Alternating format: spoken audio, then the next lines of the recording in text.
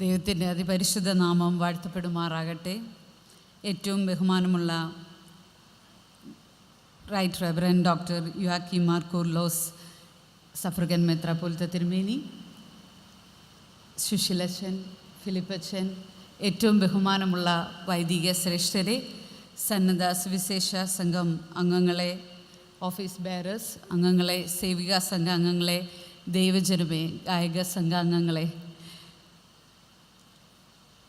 ഇന്ന് ഈ വിശുദ്ധ ദിവസത്തിൽ വെള്ളിയാഴ്ചയിൽ നമ്മൾക്കൊരുമിച്ച് ചെങ്ങന്നൂർ മാവേലിക്കര കൺവെൻഷനായി കൂടി വരുവാൻ ദൈവം തന്ന വലിയ കൃപകൾക്കായി സ്തോത്രം ചെയ്യുന്നു. അതിനായി എന്നെ ഇവിടെ ക്ഷണിക്കുകയും എനിക്കൊരവസരം തന്ന തിരുമേനിയോടും എല്ലാ ഓഫീസ് ബെയറേഴ്സിനോടുമുള്ള നന്ദിയും സ്നേഹവും ആദ്യം തന്നെ അറിയിക്കുന്നു.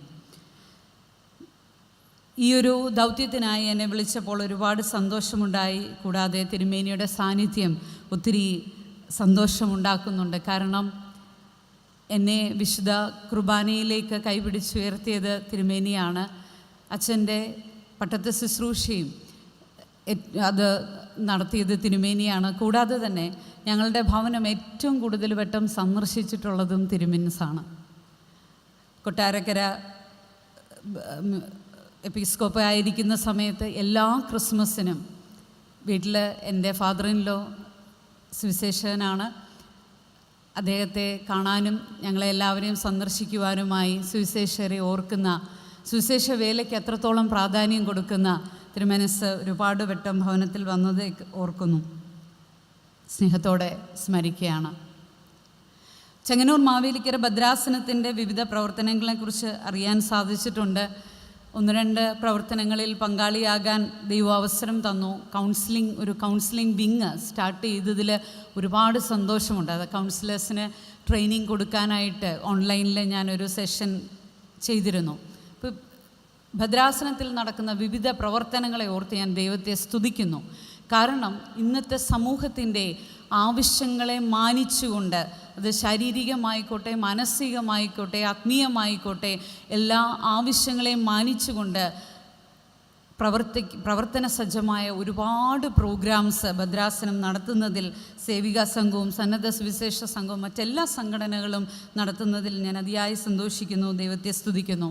എനിക്കും ഇന്ന് വളരെ സന്തോഷമുള്ളൊരു ദിവസമാണ്. ആക്ച്വലി ഒരു താങ്ക്സ് ഗിവിങ് ഡേ ആണ് എന്നെ സംബന്ധിച്ച് ഈ ദിവസം. കാരണം നിങ്ങൾ ശ്രദ്ധിച്ച് കാണുമല്ലോ, ഞാൻ മൈ മൈൻഡ് മൈ കെയർ എന്ന് പറയുന്ന ഒരു കൗൺസിലിംഗ് ഓർഗനൈസേഷൻ്റെ ചെയർപേഴ്സണായിട്ടാണ് ഇപ്പോൾ പ്രവർത്തിക്കുന്നത്. ആത്മയെ സംബന്ധിച്ച് പറയുകയാണെങ്കിൽ ഇന്ന് 5 വർഷം പൂർത്തീകരിച്ച് 6ാമത്തെ വർഷത്തിലേക്ക് ഞങ്ങൾ പ്രവേശിച്ചിരിക്കുകയാണ്. ഇതുപോലെ 2020 അതിൻ്റെ പ്രവർത്തനങ്ങളൊക്കെ ആരംഭിച്ചത്. 2021 ജനുവരി 23 ഔദ്യോഗികമായി ആത്മ എന്ന് പറയുന്ന ഒരു ഓർഗനൈസേഷൻ നിലവിൽ വന്നത്. ഇതിൻ്റെ 5ാം വാർഷികമാണെന്ന്. ഒത്തിരി കുടുംബങ്ങളെ, ഒത്തിരി വ്യക്തികളെ, ഒത്തിരി കുഞ്ഞുങ്ങളെ കണ്ണുനീരിൽ നിന്നും പത്രങ്ങളിൽ വാർത്തകളായി വരാതെയുമൊക്കെ ജീവിതത്തിലേക്ക് പിടിച്ചു കയറ്റിയതിൻ്റെ ചാരിതാർത്ഥ്യത്തിനൊപ്പം 100ഓളം പേർക്ക് തൊഴിൽ നൽകി ഇതുവരെ മുന്നോട്ട് പോകാൻ സർവശക്തൻ സഹായിച്ചു. നിങ്ങളുടെ ഏവരുടെയും പ്രാർത്ഥന ഇനിയും ആ പ്രസ്ഥാനത്തെ ഓർത്ത് ഉണ്ടാകണമേ എന്ന് ഞാൻ അപേക്ഷിക്കുന്നു. ഇന്നത്തെ നമ്മളുടെ ധ്യാനത്തിനായി തിരഞ്ഞെടുത്തിരിക്കുന്ന വേദഭാഗം നമ്മളേവരും വായിച്ചു കേട്ടുവല്ലോ. കുറിവാക്യമായി എടുത്തിരിക്കുന്നത് യോശുവയുടെ പുസ്തകം 24-ാം അധ്യായം 15-ാം വാക്യമാണ്. നമുക്കെല്ലാവർക്കും കാണാതെ അറിയാവുന്ന ഭാഗമാണ്, അതിൻ്റെ അവസാന ഭാഗം. അതുതന്നെയാണ് ഇന്നത്തെ നമ്മുടെ കുറിവാക്യവും. ഞാനും എൻ്റെ കുടുംബവുമോ ഞങ്ങൾ യഹോവയെ സേവിക്കും. But as for me and my house hold we will serve the Lord. നമ്മൾക്ക് പ്രാർത്ഥിക്കാം. വാഴ്ത്തപ്പെട്ട നാഥ, സ്വർഗീയ പിതാവേ, ഈ നല്ല ദിവസത്തിൽ ഞങ്ങൾക്കായിരിക്കാൻ തന്ന കൃപകൾക്കായി സ്തോത്രം ചെയ്യുന്നു. നിന്റെ ജനമായി ഞങ്ങൾക്ക് കൂടി വന്ന് സമാധാനത്തോടുകൂടി നിന്നെ അറിയുവാനും കർത്താവേ നിൻ്റെ വചനത്തിന് കീഴിലായിരിക്കാനും ഞങ്ങൾക്ക് തന്ന വലിയ കൃപയ്ക്കായി സ്തോത്രം ചെയ്യുന്നു. ഭദ്രാസനത്തെയും തിരുമേനിയെയും ഭദ്രാസനത്തിൻ്റെ പ്രവർത്തനങ്ങളെയും എല്ലാ അച്ഛന്മാരെയും എല്ലാ ജനത്തെയും അവിടുത്തെ തിരുസന്നിധിയിൽ സമർപ്പിച്ച് പ്രാർത്ഥിക്കുന്നു. എല്ലാ പ്രവർത്തനങ്ങളോടും അവിടുന്ന് കൂടെയിരിക്കണമേ. ഞങ്ങളുടെ ഇന്നത്തെ വചന ധ്യാനം കർത്താവേ ഞങ്ങളുടെ ജീവിതത്തിനും, ഞങ്ങളുടെ വ്യക്തി ജീവിതത്തിനും, ഞങ്ങളുടെ കുടുംബ ജീവിതത്തിനും, ഞങ്ങളുടെ സാമൂഹ്യ ജീവിതത്തിനുമൊക്കെ ഫലകരമായി നിലനിൽപ്പാൻ അവിടുന്ന് ഇടയാക്കണമേ. സകലവും അവിടുത്തെ നാമോഹത്വത്തിനായി തന്നെ. ഇന്നത്തെ എൻ്റെ ആദ്യത്തെ ചോദ്യം, നമുക്ക് എത്ര പേർക്ക് ഇന്ന് ധൈര്യത്തോടുകൂടി പറയാനായിട്ട് സാധിക്കും, ഞാനും എൻ്റെ കുടുംബവുമോ ഞങ്ങൾ യഹോവയെ സേവിക്കും? തിരുമനസ് പറഞ്ഞു വെച്ചതിൻ്റെ ബാക്കി പത്രമായിട്ട് ഞാൻ പറയുകയാണ്. നമ്മളിവിടെ ഇരിക്കുന്ന നമുക്ക് മാത്രമല്ല, നമ്മളുടെ വീട്ടിലിരിക്കുന്നവർക്ക്, നമ്മളുടെ വീട്ടിൽ നിന്ന് പുറത്തേക്ക് പഠിക്കാൻ പോയ കുഞ്ഞുങ്ങൾ, ജോലിക്ക് വേണ്ടി മറ്റ് രാജ്യങ്ങളിൽ ജീവിക്കുന്നവർ, നമ്മളുടെ കൊച്ചുമക്കളടക്കം, അവരൊക്കെ ഇപ്പോൾ പല രാജ്യങ്ങളുടെ സിറ്റിസൺസൊക്കെ ആയിരിക്കും. കൊച്ചുമക്കളടക്കമുള്ള നമ്മളുടെ കുടുംബത്തിന് പറയാൻ സാധിക്കുമോ, ഞാനും എൻ്റെ കുടുംബവുമോ ഞങ്ങൾ യഹോവയെ സേവിക്കും? എത്ര പേർക്ക് പറയാനായിട്ട് സാധിക്കും? ചിലപ്പോൾ പന്തലിൻ്റെ അന്തരീക്ഷത്തിലിരിക്കുമ്പോൾ, കൺവെൻഷൻ്റെ മനോഹരമായ സമാധാനപരമായ അന്തരീക്ഷത്തിലിരിക്കുമ്പോൾ ചിലപ്പോൾ നമ്മൾക്ക് പറയാനായിട്ട് സാധിക്കുമായിരിക്കും, അല്ലേ? പക്ഷേ ജീവിതത്തിൻ്റെ ഓരോ നിമിഷങ്ങളിൽ, പ്രതിസന്ധികളിൽ, പ്രയാസങ്ങളിൽ, നമ്മളുടെ വിശ്വാസത്തെ പിടിച്ചു കുലുക്കുന്ന അവസരങ്ങളിൽ നമ്മൾക്കിത് പറയാനായിട്ട് സാധിക്കുമോ? ചോദ്യമാണ്. നമ്മളിന്ന് സ്വയം ധ്യാനിക്കേണ്ടുന്ന ധ്യാനമാണത്. നമ്മൾക്കത് സാധിക്കുമോ? പലപ്പോഴും പലരും എൻ്റെ അടുത്ത് വന്ന് പറയാറുണ്ട്, ജീവിതം ഇന്ന് ഭയങ്കര ഒരു ചലഞ്ച്ഫുള്ളായി മാറുന്നു. എങ്ങനെയാണ്? വല്ലാതെ ചലഞ്ച്ഫുള്ളായി മാറുന്നു. എങ്ങനെയാണ് ചലഞ്ചിങ് എന്ന് ചോദിച്ചാൽ, എന്താണ് അടുത്ത നിമിഷം സംഭവിക്കാൻ പോകുന്നതെന്നുള്ളതിനെക്കുറിച്ച് യാതൊരു ഐഡിയയുമില്ല. അൺസർട്ടിനിറ്റി. എന്താണ് അടുത്ത നിമിഷം സംഭവിക്കാൻ പോകുന്നതെന്നുള്ളതിന് ഒരു ഐഡിയയുമില്ലെങ്കിൽ എങ്ങനെയായിരിക്കും നമ്മളുടെ ജീവിതം? എങ്ങനെ പെരുമാറുമെന്നറിയില്ല.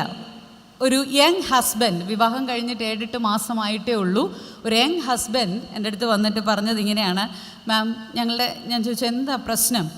ഞാൻ നടന്ന ലാസ്റ്റ് ഇൻസിഡൻറ്റ് പറയാം, അപ്പോൾ മാം പറഞ്ഞാൽ മതി എന്താ പ്രശ്നം എന്നുള്ളത്.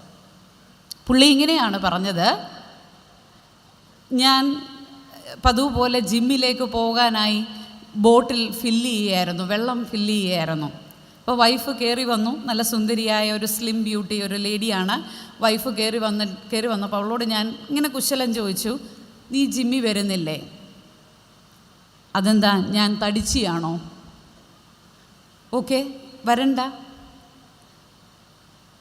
അപ്പോൾ ഞാൻ കള്ളം പറയുവാണോ, നുണച്ചിയാണോ? അല്ല, നീയല്ലേ പറഞ്ഞത് വരാമെന്ന്. ഞാൻ നുണച്ചിയാണോ? എന്നാൽ പോര്. അപ്പോൾ ഉടനെ പറയാണ്, ഞാൻ പോരണോ? അല്ലേ വേണ്ട, ഇവിടെ ഇരുന്നോ. അപ്പോൾ നിങ്ങൾക്ക് അവിടെ വല്ല ചുറ്റിക്കളിയും ഉണ്ടോ? എന്തു പറഞ്ഞാലും പ്രശ്നമാണ്, എന്തു പറഞ്ഞാലും പ്രയാസമാണ്. നമ്മൾ പഴയ ഒരു ചൊല്ലുണ്ട്, കൊല്ലാൻ പിടിച്ചാലും വളർത്താൻ പിടിച്ചാലും പ്രശ്നമെന്ന് പറയുന്ന പോലെ ഞാൻ തടിച്ചിയാണോ നുണച്ചിയാണോ ഇങ്ങനെ പോയി. അപ്പോൾ പറഞ്ഞു, എനിക്ക് നല്ല പോലെ കൺട്രോൾ ചെയ്യണമെന്നുണ്ടായിരുന്നു, പക്ഷേ കയ്യിലിരുന്ന ബോട്ടിൽ എങ്ങനെയോ ആകാശത്തൂടെ പറന്ന് പോയി. പക്ഷെ അവൾ പഴയ ക്രിക്കറ്റർ ആയിരുന്നതുകൊണ്ട് വലിയ അപകടമൊന്നും സംഭവിച്ചില്ല. മൂഡ് സ്വിങ്സിൻ്റെ കാലത്തിലാണ് നമ്മൾ ജീവിക്കുന്നത്. എങ്ങനെ അടുത്ത നിമിഷം പ്രതികരിക്കും എന്നുള്ളത് ഇന്ന് ആർക്കും ഉത്തരം പറയാൻ പറ്റാത്ത വലിയൊരു പ്രഹേളികയായി മാറിക്കൊണ്ടിരിക്കുന്നു. കൗൺസിലിങ്ങിനായി, തെറപ്പിക്കായി വരുന്ന ഒരുപാട് പേരും പറയുന്ന ഒരു കാര്യമാണ്, അടുത്ത നിമിഷം എൻ്റെ ഭാര്യ എങ്ങനെയായിരിക്കും, എൻ്റെ മക്കൾ എങ്ങനെയായിരിക്കും, ഞാൻ എങ്ങനെയായിരിക്കും എന്നുള്ളതിന് യാതൊരു ഉറപ്പുമില്ല. അപ്പോൾ പണ്ടൊക്കെ നമ്മൾ അൺസർട്ടിനിറ്റി എന്ന് വിളിച്ചിരുന്നത് എന്താണെന്ന് ചോദിച്ചാൽ, അനിശ്ചിതത്വം എന്ന് വിളിച്ചിരുന്നത് ഒരു വിവാഹം കഴിക്കാൻ താമസിച്ചാൽ, ഇല്ലെങ്കിൽ ജോലി കിട്ടാൻ താമസിച്ചാൽ, ഇതൊക്കെയായിരുന്നു നമ്മൾ അനിശ്ചിതത്വം എന്ന് വിളിച്ചിരുന്നത്. ഇന്ന് അനിശ്ചിതത്വം എന്ന് പറയുന്നത് വേറൊന്നുമല്ല, രാവിലെ എഴുന്നേൽക്കണോ, കുളിക്കണോ, പല്ല് തേക്കണമോ എന്നൊക്കെയുള്ളതാണ് ഇന്നത്തെ അനിശ്ചിതത്വമായിട്ട് മാറുന്നത്. പല അമ്മമാർക്കും ഇപ്പോൾ കാര്യം പിടികിട്ടി കാണും. പല അമ്മമാരും 21, 23 അല്ലെ 18, 15 വയസ്സുള്ള മക്കളെ പല്ല് തേപ്പിക്കൽ യജ്ഞത്തിലാണ്. രാവിലെ എഴുന്നേക്കില്ല. ഞാൻ ഒരു ആൻറ്റിയോട് ചോദിച്ചു, മോനെ ഇപ്പം കാണാറില്ലല്ലോ, 14 വയസ്സേ ഉള്ളൂ കുഞ്ഞിനെ, പള്ളിയിൽ കാണാറില്ലല്ലോ. കൊച്ചമ്മേ, രാവിലെ എഴുന്നേക്കുന്നത് 11 മണിക്കാണ്. സ്കൂളിൽ തന്നെ പോകാൻ വലിയ താല്പര്യമില്ല, പള്ളി വരാൻ ഒട്ടുമേ താല്പര്യമില്ല. അവൻ ചോദിക്കുന്ന ഒരു കാര്യം ഇതാണ്, എല്ലാ ആഴ്ചയും അവിടെ ഒരേ കാര്യമല്ലേ നടക്കുന്നത്? എന്തെങ്കിലും വ്യത്യാസമുണ്ടോ? എന്തെങ്കിലും പുതുതവിടെ നടക്കുന്നുണ്ടോ? അച്ഛൻ ഈ 2.5 മണിക്കൂറും ഒരേ കാര്യമല്ലേ ചെയ്യുന്നത്? ഇങ്ങനെയുള്ള ചോദ്യങ്ങളാണ് നമ്മളുടെ ജെൻ ആൽഫ കുഞ്ഞുങ്ങൾ നമ്മളോട് ചോദിച്ചു കൊണ്ടിരിക്കുന്നത്. മാതാപിതാക്കൾക്ക് ഉത്തരം മുട്ടിപ്പോകുന്ന ചോദ്യങ്ങളാണ് അവർ ചോദിച്ചുകൊണ്ടിരിക്കുന്നത്. അപ്പം അതുകൊണ്ട് ഇന്നത്തെ അൺസർട്ടിനിറ്റി, ചില അമ്മമാരൊക്കെ മക്കളുടെ അടുത്ത് ചെന്ന് നിൽക്കുന്ന നിൽപ്പ് കണ്ടാൽ, എൻ്റെ ഒരു കൗൺസിലിംഗ് സെഷന് ഒരു 12കാരി ലോഗിൻ ചെയ്യാൻ പറഞ്ഞപ്പോൾ ആൾ ജോയിൻ ചെയ്തിട്ടില്ല, ലോഗിൻ ആയിട്ടില്ല. അമ്മയാണ് ലോഗിൻ ചെയ്തത്. അമ്മ പറഞ്ഞു, മാം അവൾ ഉറങ്ങുകയാണ്, ഞാനൊന്ന് വിളിച്ചു നോക്കട്ടെ. ചെന്ന് കതവിന് മുട്ടുന്നത് കണ്ടാൽ നമ്മൾ പ്രൈം മിനിസ്റ്ററിൻ്റെ കതകിന് ഇതിലും ചിലപ്പോൾ ശക്തിയോടെ മുട്ടിയെന്ന് ഇരിക്കും. എന്നിട്ട് ഈ അമ്മയുടെ പേഷ്യൻസ് കണ്ട് എനിക്ക് വല്ലാതെ അങ്ങ്, ഇത്രയും പേഷ്യൻസ് ഉള്ളൊരു സ്ത്രീ ഉണ്ടോ എന്ന് ഞാൻ ചിന്തിച്ചു പോയി. വളരെ ദീർഘനേരം വിളിക്കുകയാണ് ഈ 12കാരിയെ ഒന്ന് കൗൺസിലിംഗ് സെഷൻ അറ്റൻഡ് ചെയ്യാനായിട്ട്. വളരെ നല്ല കാര്യമാണ്. പക്ഷേ ആ കുട്ടി എഴുന്നേറ്റതുമില്ല, അവൾ അറ്റൻഡ് ചെയ്തതുമില്ല. അപ്പോൾ അൺസർട്ടിനിറ്റിയുടെയും മൂഡ് സ്വിങ്സിൻ്റെയും കാലഘട്ടത്തിൽ വീണ്ടും ഞാൻ ചോദിക്കുകയാണ്, നമുക്ക് പറയാൻ സാധിക്കുമോ, ഞാനും എൻ്റെ കുടുംബവും ഞങ്ങൾ യഹോവയെ സേവിക്കും? ചോദ്യചിഹ്നമാണ്. അതുകൊണ്ട് നമുക്ക് ജോഷുവ ഒരു നല്ല മാതൃകയായിട്ടാണ് ഇവിടെ നിൽക്കുന്നത്. ഈ കാലഘട്ടത്തിൽ നമ്മൾ 22-ാം നൂറ്റാണ്ടിലായിരിക്കുമ്പോഴും പോസ്റ്റ് മോഡേൺ യുഗത്തിലായിരിക്കുമ്പോഴും ഏറ്റവും നല്ലൊരു മാതൃകയായിട്ടാണ് ജോഷുവ നമ്മുടെ മുമ്പിൽ നിൽക്കുന്നത്. എന്താണ് യോശുവയെ ഇത്ര നല്ല മാതൃകയാക്കാനുള്ള കാര്യം എന്ന് ചോദിച്ചാൽ, ഒരു യുണീക്ക് ഐഡൻറ്റിറ്റി ജോഷുവ ക്രിയേറ്റ് ചെയ്തിട്ടുണ്ട്. ഒരു unique identity. What is that unique identity? എന്താണ് ആ വ്യത്യസ്തമായിട്ടുള്ള ഒരു അനുഭവം എന്ന് നമുക്ക് നോക്കാം. ശരിക്കും പറയുവാണെങ്കിൽ ഇന്ന് നിങ്ങൾക്ക് ടേക്ക് അവേ ആയിട്ട് ഇവിടുന്ന് കൊണ്ടുപോകാൻ പറ്റാവുന്ന ഒരു മോഡലാണ് ഞാൻ നിങ്ങളുടെ മുമ്പിൽ ഇന്ന് പ്രസൻറ്റ് ചെയ്യാനായിട്ട് ആഗ്രഹിക്കുന്നത്. അതിനെ നമുക്ക് ഇങ്ങനെ വിളിക്കാം, ജോഷ് മോഡൽ എന്ന് വിളിക്കാം. ഫ്ലാഷിൻ്റെ ലോകത്താണല്ലോ, അപ്പോൾ നമുക്കൊരു ജോഷ് മോഡൽ എന്ന് വിളിക്കാം. യോശുവയുടെ ജീവിതം നോക്കിയാൽ നമുക്ക് മനസ്സിലാവും എന്താണ് ജോഷു എന്ന പേരിൻ്റെ അർത്ഥം തന്നെ. നമുക്ക് ദ ലോർഡ് ഈസ് സാൽവേഷൻ എന്നുള്ളതാണ്. ആക്ച്വലി ആദ്യം ജോഷുവയുടെ പേര് എങ്ങനെയായിരുന്നു എന്ന് ചോദിച്ചാൽ ഹോഷിയ എന്നായിരുന്നു. ഹോഷിയ എന്ന് പറഞ്ഞാൽ സാൽവേഷൻ, രക്ഷ എന്നാണ് അതിൻ്റെ അർത്ഥം. അവിടെ നിന്ന് മോശയാണ് ഹോഷിയയെ റീനെയിം ചെയ്യുന്നത്. Moses renamed him from Hoshea to Joshua. രക്ഷയിൽ നിന്ന് യഹോവയാണ് രക്ഷ എന്നുള്ള ഒരു ജേർണിയാണ് ജോഷുവയുടെ ജീവിതം. എന്താണ് യുണീക്ക് ആകുന്നത്? ജോഷ് മോഡൽ എന്തുകൊണ്ട് യുണീക്ക് ആകുന്നു എന്ന് ചോദിച്ചു കഴിഞ്ഞാൽ ഇതിങ്ങനെയാണ് യുണീക്ക് ആകുന്നത്. വെറും രക്ഷയിൽ നിന്ന് യഹോവയാണ് രക്ഷ എന്ന് എടുത്തു പറയുന്ന ഒരു സാക്ഷ്യത്തിലേക്കുള്ള ജീവിതമായിരുന്നു ആരുടെ ജീവിതം? ജോഷുവയുടെ ജീവിതം. അതുകൊണ്ടാണ് എല്ലാവരുടെയും മുമ്പിൽ ഉറച്ച് പ്രസ്താവിക്കാനായിട്ട് സാധിക്കുന്നത്, ഞാനും എൻ്റെ കുടുംബവുമോ ഞങ്ങൾ യഹോവയെ സേവിക്കുമെന്ന്. നമുക്ക് ആ യാത്രയൊന്ന് നോക്കാം. ജോഷുവയുടെ ജീവിതത്തിൻ്റെ ആ journey of his life. It starts എവിടെയാണ്? മിസ്രയീമിലാണ് അത് ആരംഭിക്കുന്നത്. അന്ന് മിസ്രയീമിൽ ആരംഭിക്കുമ്പോൾ ആരായിരുന്നു ജോഷുവ? ഒരു അടിമ ആയിരുന്നു, ഒരു അടിമയാണ്. അവിടെ നിന്ന് ആരായി മാറുന്നു എന്ന് ചോദിച്ചാൽ മോശയുടെ അസിസ്റ്റൻ്റായിട്ട് മാറുകയാണ്. ഹെൽപ്പർ. അത് കഴിഞ്ഞിട്ടാണ് പട്ടാളത്തിൻ്റെ ഒരു ഉത്തരവാദിത്വത്തിലേക്ക് മാറുന്നത്. സോൾജിയർ. അവിടെ നിന്നാണ് മോശയുടെ മരണത്തിന് ശേഷം യഹോവയായ ദൈവം മോശയ്ക്ക് പകരം ആരെ തിരഞ്ഞെടുത്തു? ജോഷുവെ, ഒരു leader. This is the transition. ഈ ഒരു ട്രാൻസിഷൻ നമ്മളുടെ ജീവിതത്തിലും നമ്മളുടെ വ്യക്തി ജീവിതത്തിലും നമ്മളുടെ കുടുംബ ജീവിതത്തിലും ട്രാൻസിഷൻസ് ഉണ്ടോ? എന്നും സ്ഥിരമായി ഒഴുകിക്കൊണ്ടിരിക്കുന്ന, ശാന്തമായി ഒഴുകിക്കൊണ്ടിരിക്കുന്ന ഒരു നദിയാണോ നമ്മുടെ ജീവിതം? ആർക്കെങ്കിലും പറയാമോ? ശാന്തമായി ഒഴുകിക്കൊണ്ടിരിക്കുന്ന ഒരു നദിയാണോ? അല്ല. ഒത്തിരി ട്രാൻസിഷൻസ്, ഒരുപാട് ട്രാൻസിഷൻസ് ഉള്ള ഒരു ജീവിതമാണ്. അപ്പം ജോഷുവയുടെ ലൈഫ് പോലെ നമ്മുടെ ലൈഫും ഒരുപാട് ട്രാൻസിഷൻസ് ഉള്ള ഒരു ജീവിതമാണ്. അപ്പം അതുകൊണ്ട് തന്നെ നമ്മൾ എങ്ങനെയാണ് പ്രതിസന്ധികളിൽ പ്രതികരിക്കുന്നതെന്നുള്ളതിനനുസരിച്ചാണ് ദൈവം ഈ ട്രാൻസിഷൻ സ്റ്റേജസിൽ നമ്മളെ രൂപീകരിക്കുന്നത്. ഉണ്ടോ? പ്രതിസന്ധി ഉണ്ടോ നമ്മളുടെയൊക്കെ ജീവിതത്തിൽ? ഇപ്പോൾ ചിലർ ചോദിച്ചാൽ പറയും അതല്ലാതെ വേറെ ഒന്നും ഇല്ല. യെസ്, ഇന്ന് ഓരോ നിമിഷവും ജീവിച്ചു പോവുക, സ്വസ്ഥമായിട്ട് സമാധാനപരമായിട്ടുള്ളൊരു ശാരീരിക മാനസിക ആരോഗ്യത്തിൽ ജീവിച്ചു പോവുക എന്ന് പറയുന്നത് തന്നെ ഒരു ചലഞ്ചിങ് ആണ്. കാരണം എന്താണെന്നറിയാമോ? നമ്മളെയൊക്കെ നിയന്ത്രിക്കുന്നത് ആരാണെന്ന് ചോദിച്ചാൽ നമ്മളുടെ പോക്കറ്റിലും നമ്മളുടെ ബാഗിലും ഒക്കെയുള്ള ആ ചെറിയൊരു ആറഞ്ച് ഉപകരണമാണ് നമ്മളെ ഇന്ന് നിയന്ത്രിച്ചുകൊണ്ട്. കാരണം എന്താണെന്നറിയാമോ? ഇപ്പോൾ ഈ കൂടിയിരിക്കുന്ന ക്രൗഡ് ഇവിടെ കൂടുതലും ഒരു മിഡിൽ ഏജ് തൊട്ട് ഓൾഡ് ഏജ് വരെയുള്ള ആളുകളെയാണ് എനിക്ക് കാണാനായിട്ട് സാധിക്കുന്നത്.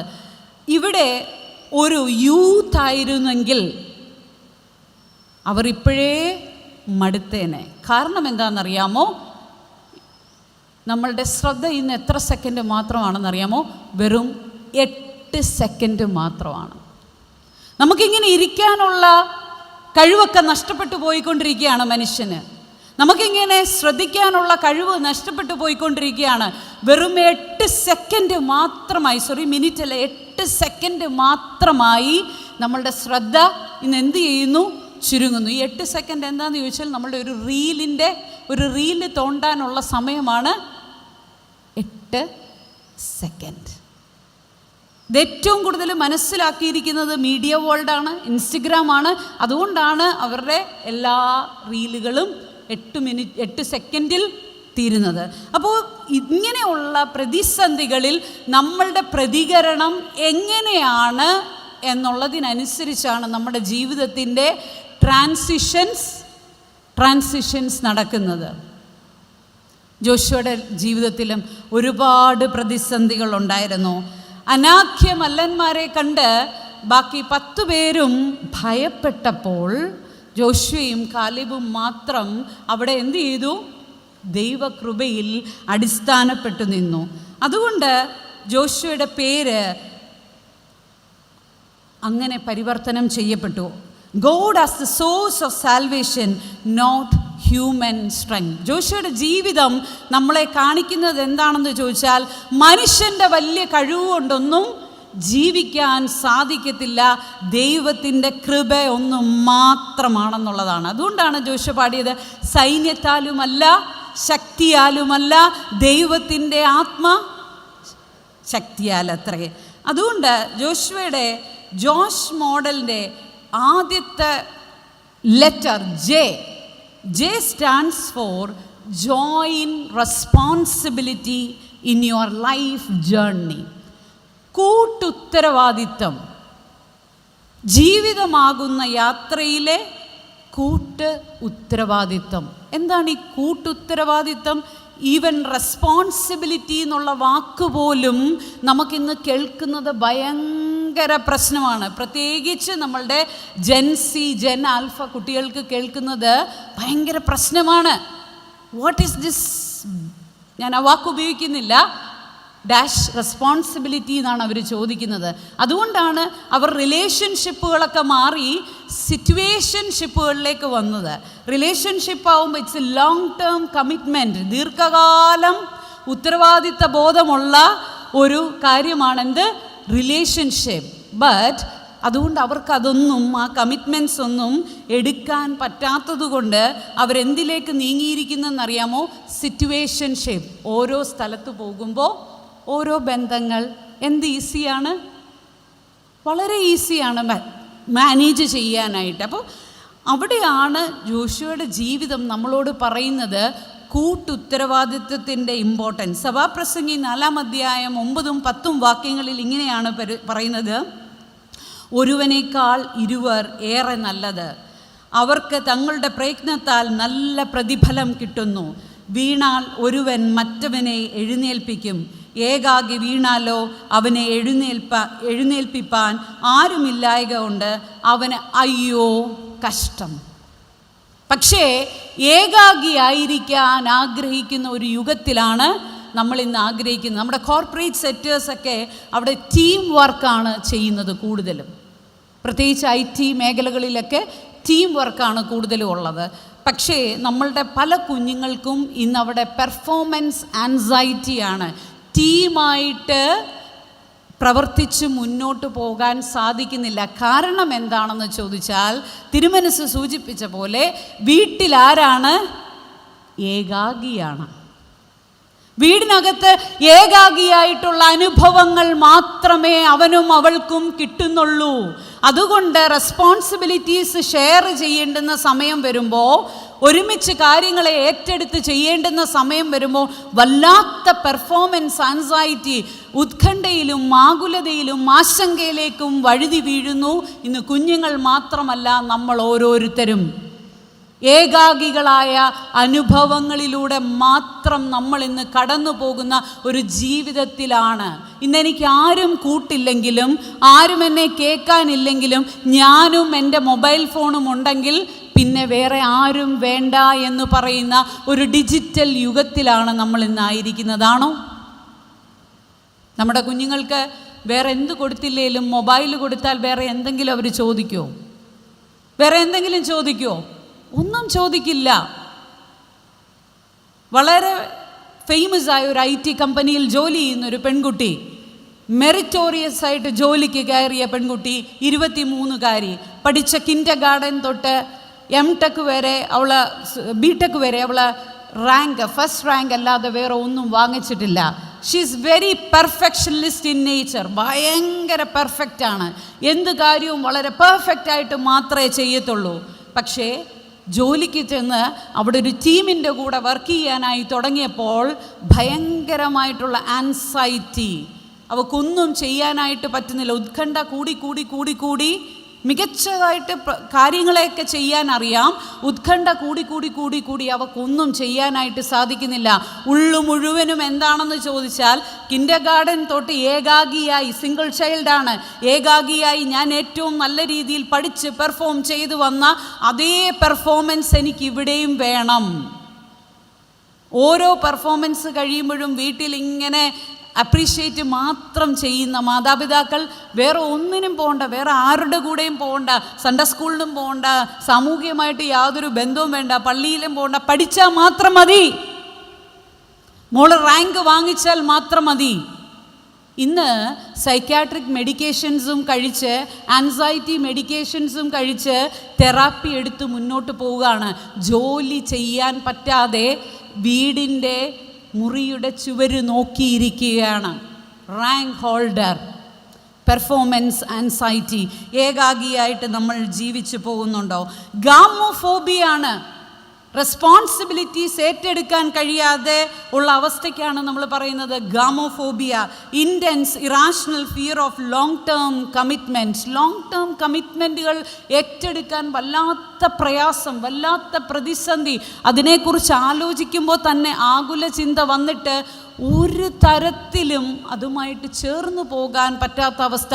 ഇന്നത്തെ പല കുഞ്ഞുങ്ങളോടും നമ്മൾ ചോദിക്കുമ്പോൾ അവർക്ക് വിവാഹം കഴിക്കാൻ താല്പര്യമില്ല.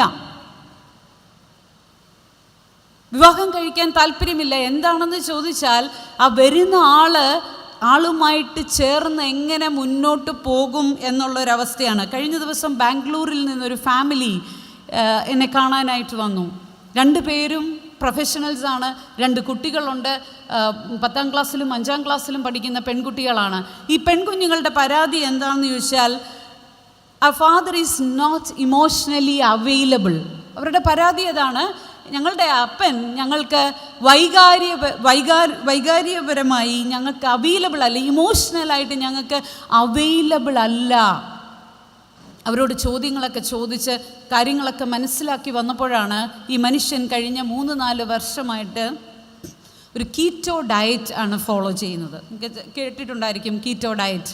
കാബ്സ് അധികം കഴിക്കാതെ പ്രോട്ടീൻസ് മാത്രം കഴിച്ച് അവരുടെ പ്രത്യേക ഡയറ്റ് മാത്രമല്ല, ഹീസ് ഫോളോയിങ് സർട്ടൻ മെഡിറ്റേഷൻസ്, ആളുടെ ഫിറ്റ്നസ്, അങ്ങനെ കുറേ കാര്യങ്ങളുണ്ട്. ആളതിലേക്ക് വരാനുള്ള കാരണം എന്താണെന്ന് ചോദിച്ചു കഴിഞ്ഞാൽ, വല്ലാത്ത അച്ഛൻ്റെ പെട്ടെന്നുള്ള മരണം. അച്ഛൻ ക്യാൻസർ ബാധിച്ചാണ് മരിച്ചത്. പുള്ളിക്ക് ചില രോഗങ്ങൾ വന്നു. ആ ഫിയർ ഫാക്ടറിൽ നിന്നൊക്കെ ജീവിതത്തെ ഒന്ന് ക്രമപ്പെടുത്തണം, ചിട്ടപ്പെടുത്തണം എന്നുള്ള ഒരു രീതിയിലാണ് പുള്ളി അതിലേക്ക് വന്നത്. പക്ഷേ എന്താണ് സംഭവിച്ചതെന്ന് ചോദിച്ചാൽ, ഈ മനുഷ്യൻ കുറച്ചൊരു ഇൻട്രോവേർട്ട് നേച്ചറുള്ള മനുഷ്യനായിരുന്നു. ഏകാഗിയായിട്ടിരിക്കാനും അങ്ങനെ മുന്നോട്ട് പോകാൻ അന്തർമുഖനായ ഒരു മനുഷ്യനായിരുന്നു. ഈ രീതിയിലുള്ള വീട്ടിലെ ബാക്കിയുള്ള ഭാര്യയും കുഞ്ഞുങ്ങളും ഫോളോ ചെയ്യുന്ന ഡയറ്റ് അല്ലാതെ വേറെ രീതിയിലുള്ള ഡയറ്റും കാര്യങ്ങളും ഒക്കെ ഫോളോ ചെയ്തു തുടങ്ങിയപ്പോൾ പതിയെ മനുഷ്യൻ അദ്ദേഹത്തിൻ്റെ മാത്രമായിട്ടുള്ളൊരു ലോകത്തിലേക്ക് ഒതുങ്ങാനായിട്ട് തുടങ്ങി. സംസാരം കുറഞ്ഞു, കുഞ്ഞുങ്ങളുമായിട്ടിരിക്കുന്ന സമയം കുറഞ്ഞു.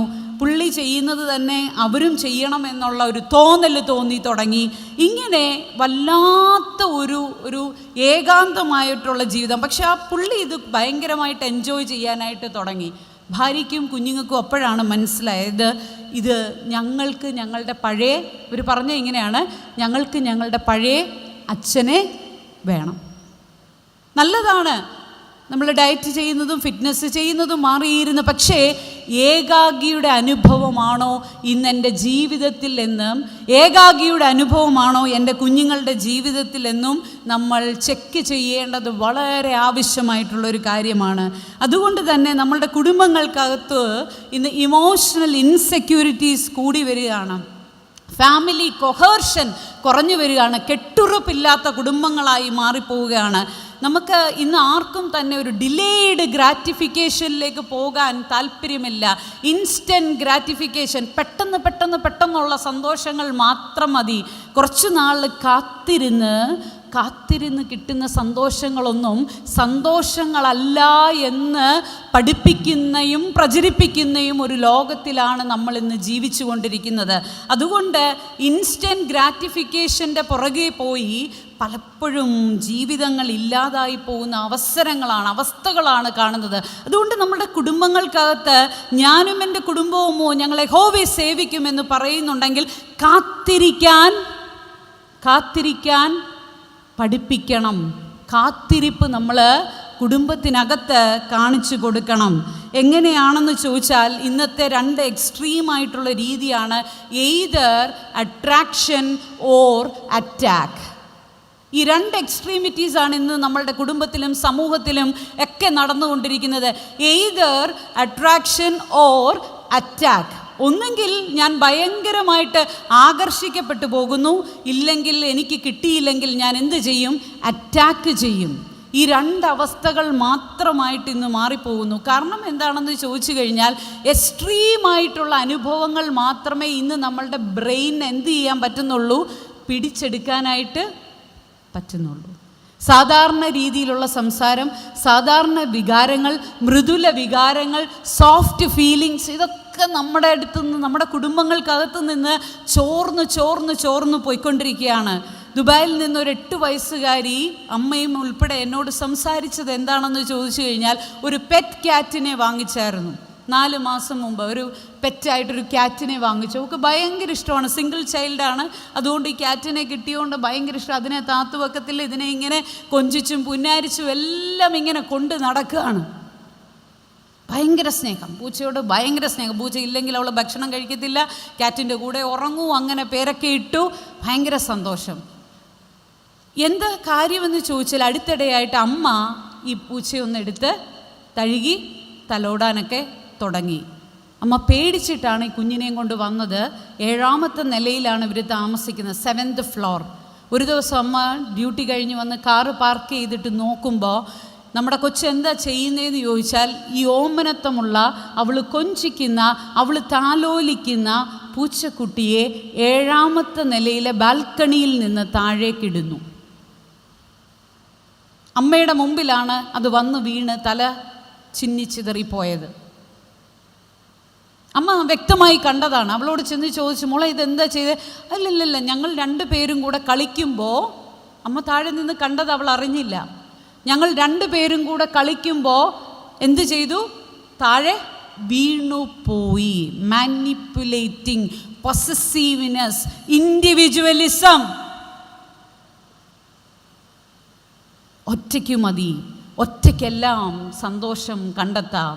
ഇങ്ങനെ നമ്മുടെ കുടുംബങ്ങളിൽ ഏകാകികളായിട്ട് കുഞ്ഞുങ്ങൾ വളരുന്നുണ്ടെങ്കിൽ, ഇങ്ങനെ നമ്മുടെ കുടുംബങ്ങളിൽ ഷെയറിങ് എക്സ്പീരിയൻസ് ഇല്ലാതെ വളരുന്നുണ്ടെങ്കിൽ, നമ്മൾ പറയും ഒറ്റ കുഞ്ഞുങ്ങളാണ് പ്രശ്നമല്ല.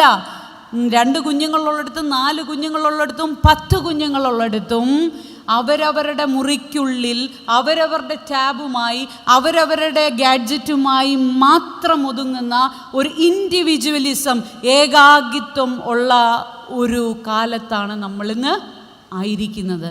അവിടെയാണ് നമ്മൾ കാത്തിരിക്കാനും ഒരുമിച്ച് കൂടാനും ഒരുമിച്ച് കഴിക്കാനും ഒരുമിച്ച് പ്രാർത്ഥിക്കാനും ഒരുമിച്ച് പങ്കിടാനും പഠിപ്പിച്ചു കൊടുക്കേണ്ടത്. Family prays together, stays together. ഒരുമിച്ച് പ്രാർത്ഥിക്കുവാണെങ്കിൽ, തിരുമനസ് നമ്മളെ ഓർമ്മിപ്പിച്ചു, 2 നേരം പ്രാർത്ഥിക്കണം. ഞാൻ പറയും, ഇന്നത്തെ മാനസികാവസ്ഥയ്ക്ക് അനുസരിച്ച് ജീവിക്കണമെങ്കിൽ 2 നേരമല്ല 20 വട്ടം പ്രാർത്ഥിക്കണം. പ്രാർത്ഥനയുടെ ശക്തി, ഷെയറിങ്ങിൻ്റെ ശക്തി, കെയറിങ്ങിൻ്റെ ശക്തി, ഇത് നമ്മളുടെ കുടുംബത്തിനകത്ത് നമ്മളുടെ കുഞ്ഞുങ്ങൾക്ക് 10 വയസ്സിന് മുമ്പ് കിട്ടണം.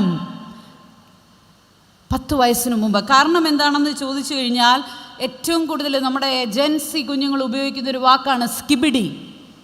നിങ്ങൾ ചിലരെങ്കിലും കേട്ടിട്ടുണ്ടായിരിക്കും. ജെൻസി, ജെൻ ആൽഫക്കാർക്ക് ഏറ്റവും ഇഷ്ടമുള്ളൊരു വാക്കാണ് skibidi. That is not a proper good ഒരു വേർഡ് അല്ലത്. ഒരു നോൺ സെൻസിക്കലായിട്ട് അവരുപയോഗിക്കുന്ന എന്താണെന്ന് ചോദിച്ചാൽ, സ്കിബിഡി വെബ് സീരീസ് യൂട്യൂബിലൊരു സീരീസാണ്. അത് ലോകമാകമാനം കണ്ടത് 65,000 കോടി വട്ടമാണ് ആ വീഡിയോ കണ്ടിട്ടുള്ളത്. 10 ലക്ഷം സബ്സ്ക്രൈബേഴ്സ് ഉള്ള ഒരു ചാനലിലാണ് അത് വന്നിരിക്കുന്നത്. എന്ന് പറഞ്ഞാൽ വാട്ട് ഈസ് ദാറ്റ് എന്ന് ചോദിച്ചാൽ, ടോയ്ലറ്റിൽ നിന്നുണ്ടാകുന്ന ഒരു പുഴുവിനെ ആനിമയാക്കി, ക്ലോസറ്റിൽ നിന്നുണ്ടാകുന്ന ഒരു പുഴുവിൻ്റെ കഥ. നിങ്ങളുടെ കുഞ്ഞുങ്ങളൊക്കെ ഇത് കാണുന്നുണ്ടായിരിക്കും, പക്ഷെ നമ്മൾ അറിയുന്നില്ല. നമ്മൾ വിചാരിക്കും ഒരു കാർട്ടൂണാണ് കണ്ടുകൊണ്ടിരിക്കുന്നതെന്നുള്ളത്. ടോയ്ലറ്റിൽ നിന്നുണ്ടായ ഒരു പുഴുവിനെ അധികരിച്ചിട്ടുള്ള, അതിനെ ബേസ് ചെയ്തിട്ടുള്ള ഒരു കഥയാണ്. വളരെ ഇൻട്രസ്റ്റിംഗ് ആണ് അവർക്ക് കാണാൻ. കാരണം മനുഷ്യനുമായിട്ടുള്ള ഇടപാടുകൾ, മനുഷ്യനുമായിട്ടുള്ള മൃദുല വികാരങ്ങൾ, മനുഷ്യനുമായിട്ടുള്ള ഷെയറിങ്, കെയറിങ് ഒക്കെ ഇന്ന് അന്യപ്പെട്ടുകൊണ്ടിരിക്കുന്നു. ഞാനടക്കമുള്ള മാതാപിതാക്കൾ അനുഭവിക്കുന്ന വളരെ വലിയൊരു പ്രശ്നമാണ്, നമ്മുടെ കുഞ്ഞുങ്ങൾക്കൊന്നും ഇന്ന് മനുഷ്യനെ ഇഷ്ടമല്ല. അവർക്ക് ഗാഡ്ജറ്റുകൾ മാത്രമാണ് ഇഷ്ടം. അവർ റോബോട്ട്സുകളെ പ്രണയിക്കുന്നവരാണ്. AI നിർമ്മിതമായിട്ടുള്ള നിർമ്മിത ബുദ്ധിയെ പ്രണയിക്കുന്നവരാണ്. 13കാരൻ AI-യുമായിട്ട് ചാറ്റ് ചെയ്ത്, ഒരു AI ക്രിയേറ്റഡ് ഒരു ഗേളുമായിട്ട് അവൻ ചാറ്റ് ചെയ്ത്, ഫ്രണ്ട്ഷിപ്പിലായി ചാറ്റ് ചെയ്ത് അവൻ ആദ്യമൊക്കെ അറിയായിരുന്നു this is an AI creation എന്നുള്ളത്. പക്ഷേ ഈ ചാറ്റിങ് ഇങ്ങനെ പോയി ഒരു പർട്ടിക്കുലർ സ്റ്റേജ് എത്തിയപ്പോൾ അവൻ്റെ കോൺഷ്യസ് മൈൻഡ് ഓഫായി പോയി. ബോധ മനസ്സ് അടഞ്ഞു പോയിട്ട് അവൻ ചിന്തിക്കുകയാണ്, ഇതെൻ്റെ പ്രണയിനിയാണ്, ഇതെൻ്റെ കൂട്ടുകാരിയാണ്, ഇവളില്ലാതെ എനിക്ക് ജീവിക്കാൻ സാധിക്കത്തില്ലെന്ന് പറയുന്ന ഒരു ഡോപ്പമൈൻ സെക്രീഷൻ ഉണ്ടായ സന്തോഷത്തിൻ്റെ ഹോർമോൺ ഇവളോട് സംസാരിക്കുമ്പോൾ മാത്രമേ അതുണ്ടാകുന്നുള്ളൂ. വേറെ സംസാരിക്കാൻ ആളില്ല. യൂഷ്വൽ മനുഷ്യരുമായിട്ട്, അവൻ്റെ കൂട്ടുകാരുമായിട്ട് സംസാരിക്കാൻ താല്പര്യമില്ല. എപ്പോഴും ജനിച്ചപ്പോൾ തൊട്ടേ എവിടെയാണ്? ടാബിലാണ്. ഇത് കൊടുക്കരുതെന്നല്ല ഞാൻ പറയുന്നത്. പക്ഷെ സംഭവിച്ചത് എന്താണെന്ന് ചോദിച്ചാൽ, ഒരു പർട്ടിക്കുലർ മൊമെൻറ്റിൽ ഇത് റിയാലിറ്റി അല്ല എന്നുള്ളത് അക്സെപ്റ്റ് ചെയ്യാൻ വയ്യാതെ സൂയിസൈഡ് ചെയ്തു. 13കാരൻ സൂയിസൈഡ് ചെയ്തു. ChatGPT-യെ പ്രണയിക്കുന്നവർ ജെമിനിയുമായിട്ട് ചേർന്ന് വർത്തമാനം പറഞ്ഞു പോകുന്നത് നമ്മളുടെ ഒരു ശീലമായിട്ട് ഇരിക്കുകയാണ്. ഡ്രൈവ് ചെയ്യുമ്പോൾ ജെമിനി ഓണാക്കും, ജെമിനിയോട് സംസാരിച്ച് നമ്മൾ മുന്നോട്ട് പോകുന്നു. പക്ഷേ നമുക്ക് മനുഷ്യനുമായി കണ്ണിൽ നോക്കി വർത്തമാനം പറയാൻ, സഹകരിക്കാൻ, കൂടെ നടക്കാൻ, ചേർന്ന് നടക്കാൻ പറ്റാതെ വരുന്നു. അതുകൊണ്ട് ഈ പൊസസീവ്നെസ് നമ്മളെ വല്ലാതെ ഏകാകികളാക്കിയിട്ടുണ്ടോ, നമ്മുടെ കുടുംബങ്ങൾക്കകത്ത് നമ്മളെ ഏകാകികളാക്കുന്നുണ്ടോ എന്നുള്ളത് ഇന്ന് ചിന്തിക്കേണ്ടത് വളരെ ആവശ്യമാണ്. അങ്ങനെ ഏകാകികളാക്കിയിട്ടുണ്ടെങ്കിൽ ഏകാകികളായിട്ടുള്ള നമ്മളുടെ ചില വ്യക്തിപരമായിട്ടുള്ള പാപങ്ങൾ നമ്മളുടെ കുടുംബത്തെ ആകമാനം ഇന്ന് പരാജയത്തിലേക്ക് നീക്കുകയാണ്. നമുക്കവിടെ ജോഷുവയുടെ പുസ്തകം 7-ാം അധ്യായം 1-ാം വാക്യം വായിക്കുമ്പോൾ നമുക്ക് കാണാം. എന്നാൽ ഇസ്രായേൽ മക്കൾ ശപഥാർപ്പിത വസ്തു സംബന്ധിച്ച് അകൃത്യം ചെയ്തു. യഹൂദ ഗോത്രത്തിൽ സേരഹിൻ്റെ മകനായ സെബ്ദിയുടെ മകനായ കർമ്മിയുടെ മകൻ ആഖാൻ ശപഥാർപ്പിത വസ്തുവിൽ ചിലതെടുത്ത് യഹോവയുടെ കോപം ഇസ്രായേൽ മക്കളുടെ നേരെ ജ്വലിച്ചു. Achan's disobedience leads to Israel's defeat through only one individual. ഒരു മനുഷ്യൻ കുറ്റം ചെയ്തതുകൊണ്ട് ഇസ്രായേലിനെ നമുക്കൊരു കുടുംബമായി കാണാം. ഇസ്രായേൽ ഗ്രഹം മുഴുവനും പരാജയപ്പെട്ടു.